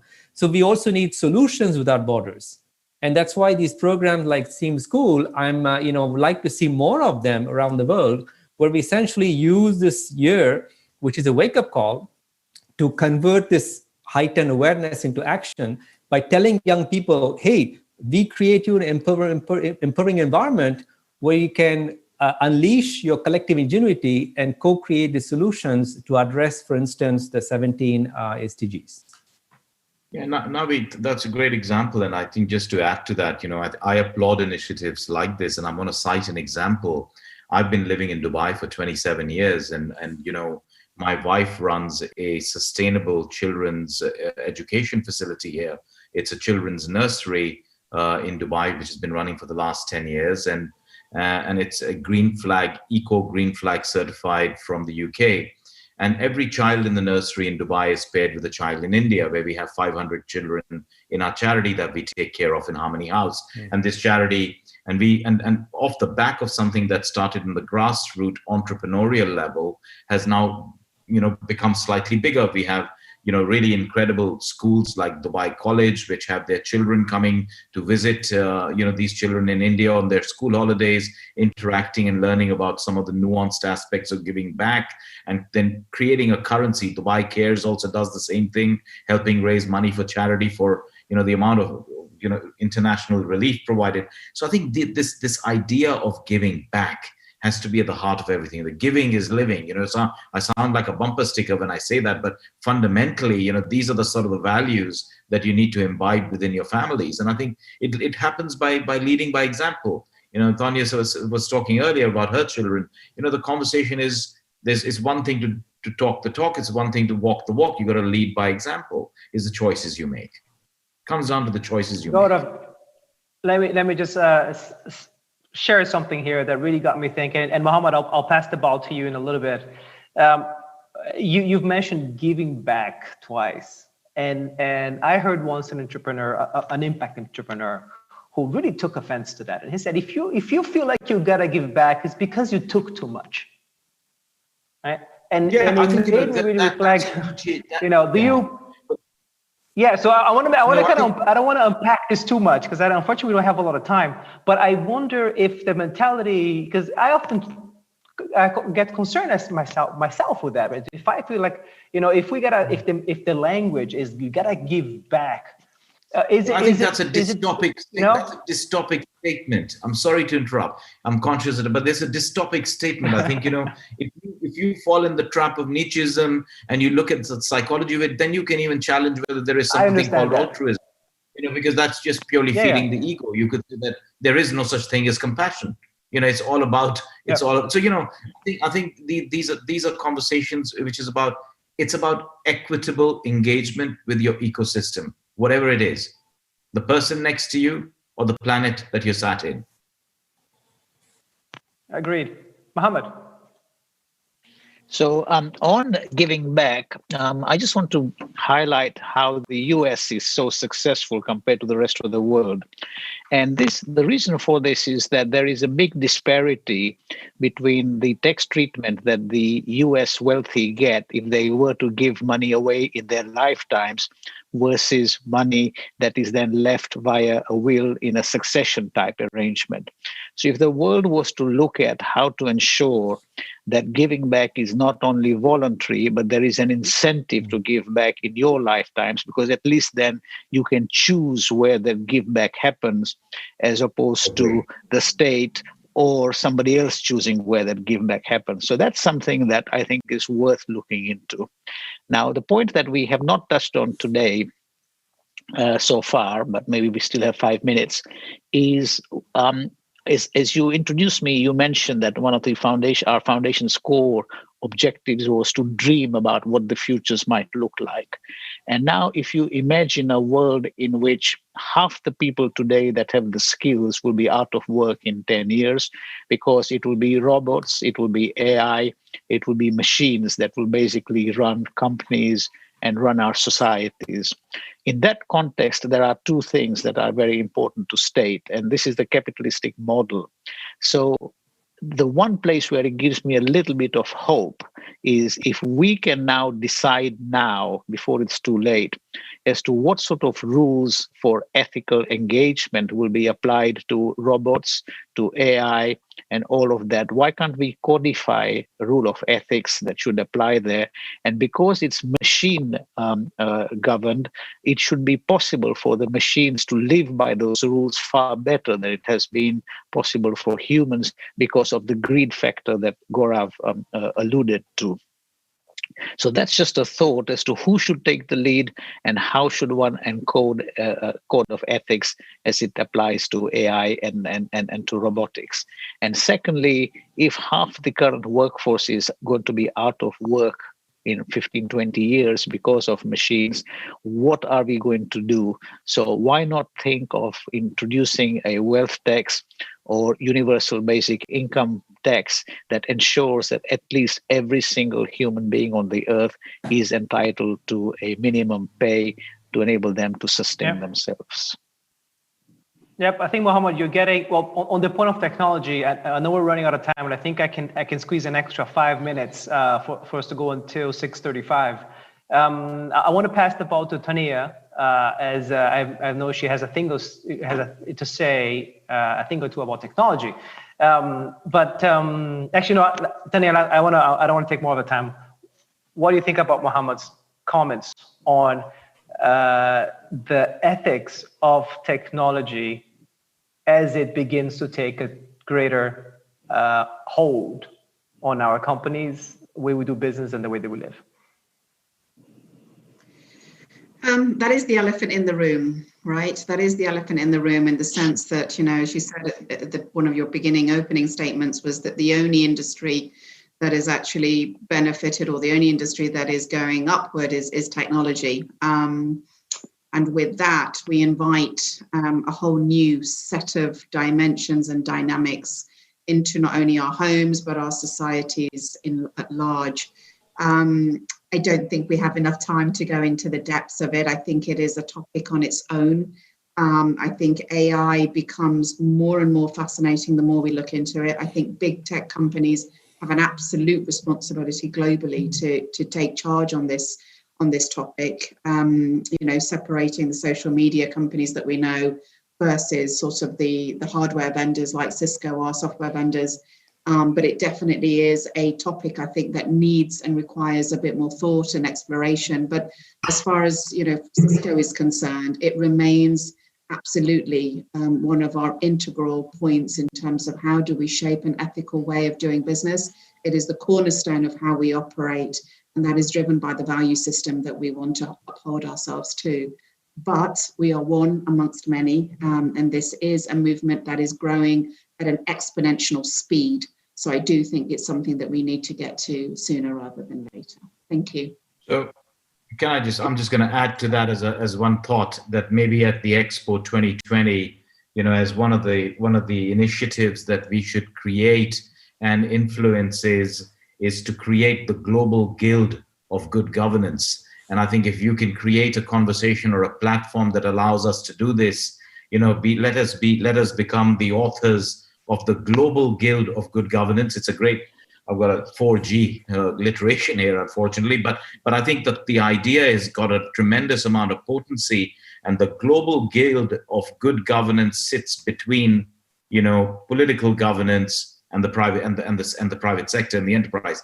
And we can create a new platform that creates that ability to be able to harness these conversations and ideas and address some of these needs. You see, there's an old adage which says that technology is overestimated in the near future, but underestimated for its impact in the far future.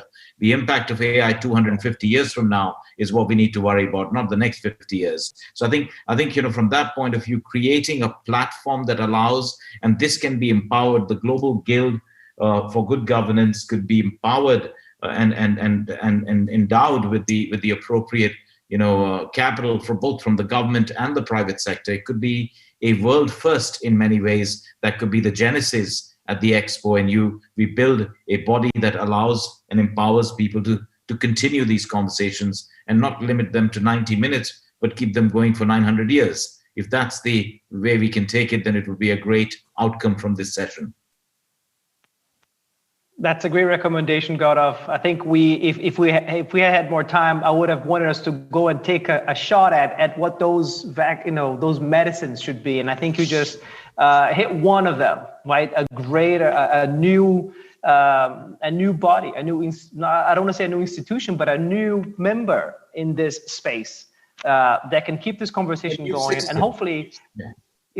Hopefully get this not only this conversation to continue to live and to grow, but also to be, if I dare to say, to become more of a movement, right? That people can subscribe to and say, hey, I'm in line, or I follow organizations that follow what I'm gonna say it right, the Global Guild for Good Governance has identified, has identified as the right way to go.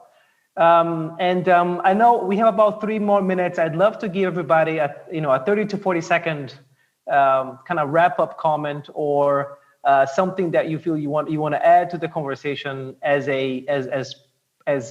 powerful, impactful parting words. I'm going to go from left to right from my screen. Tanya.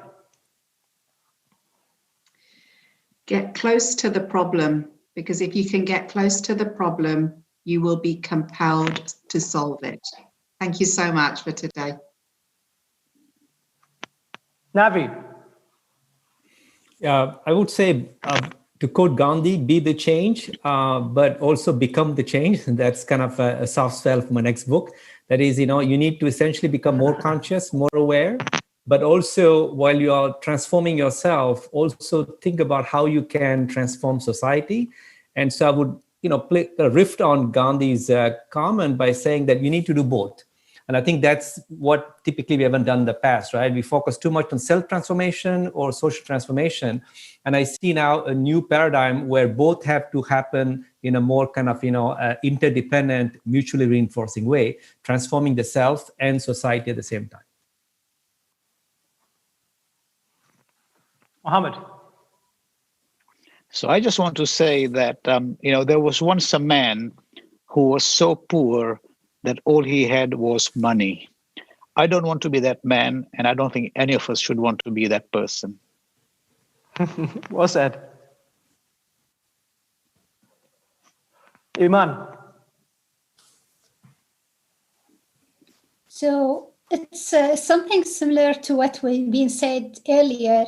And something I always tell to my sisters is be the change that you want to see in the world, regardless if you manage country, if you manage company, if you are a wife, if you are a husband, if you are employee. So whatever is your positions, you can make it the change that you want to see.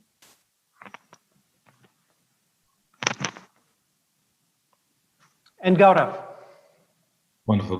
Well, first of all, thank you all very much for including me in this session. My parting thoughts for everybody listening and on the panel is that life is simple. I think good human values make profound brand values.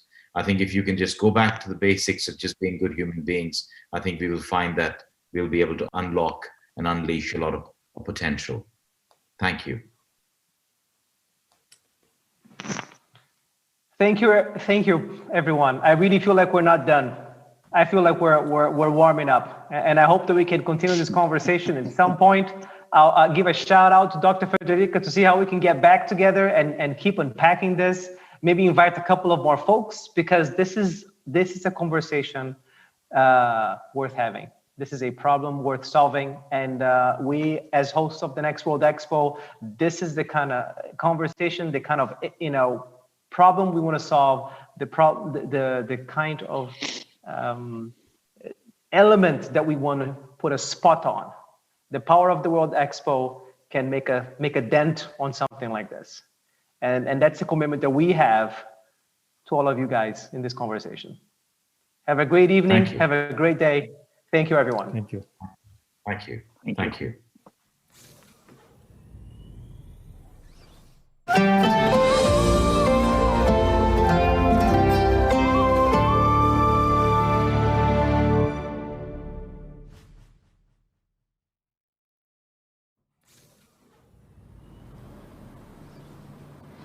Thank you so much to Yusuf and to the panel, and indeed everyone who's contributed across the whole of our pre-Expo week on tolerance and inclusivity. We still have a way to go on all of these issues, but as our participants, partners, and other members of the Expo family have shown over the course of this week, we can make real and tangible progress in our everyday lives. Progress that should be celebrated and amplified through global platforms such as Expo 2020 Dubai. We'll be back in December for our pre-Expo Knowledge and Learning Week, and we're looking forward to seeing you again. Thank you and goodbye.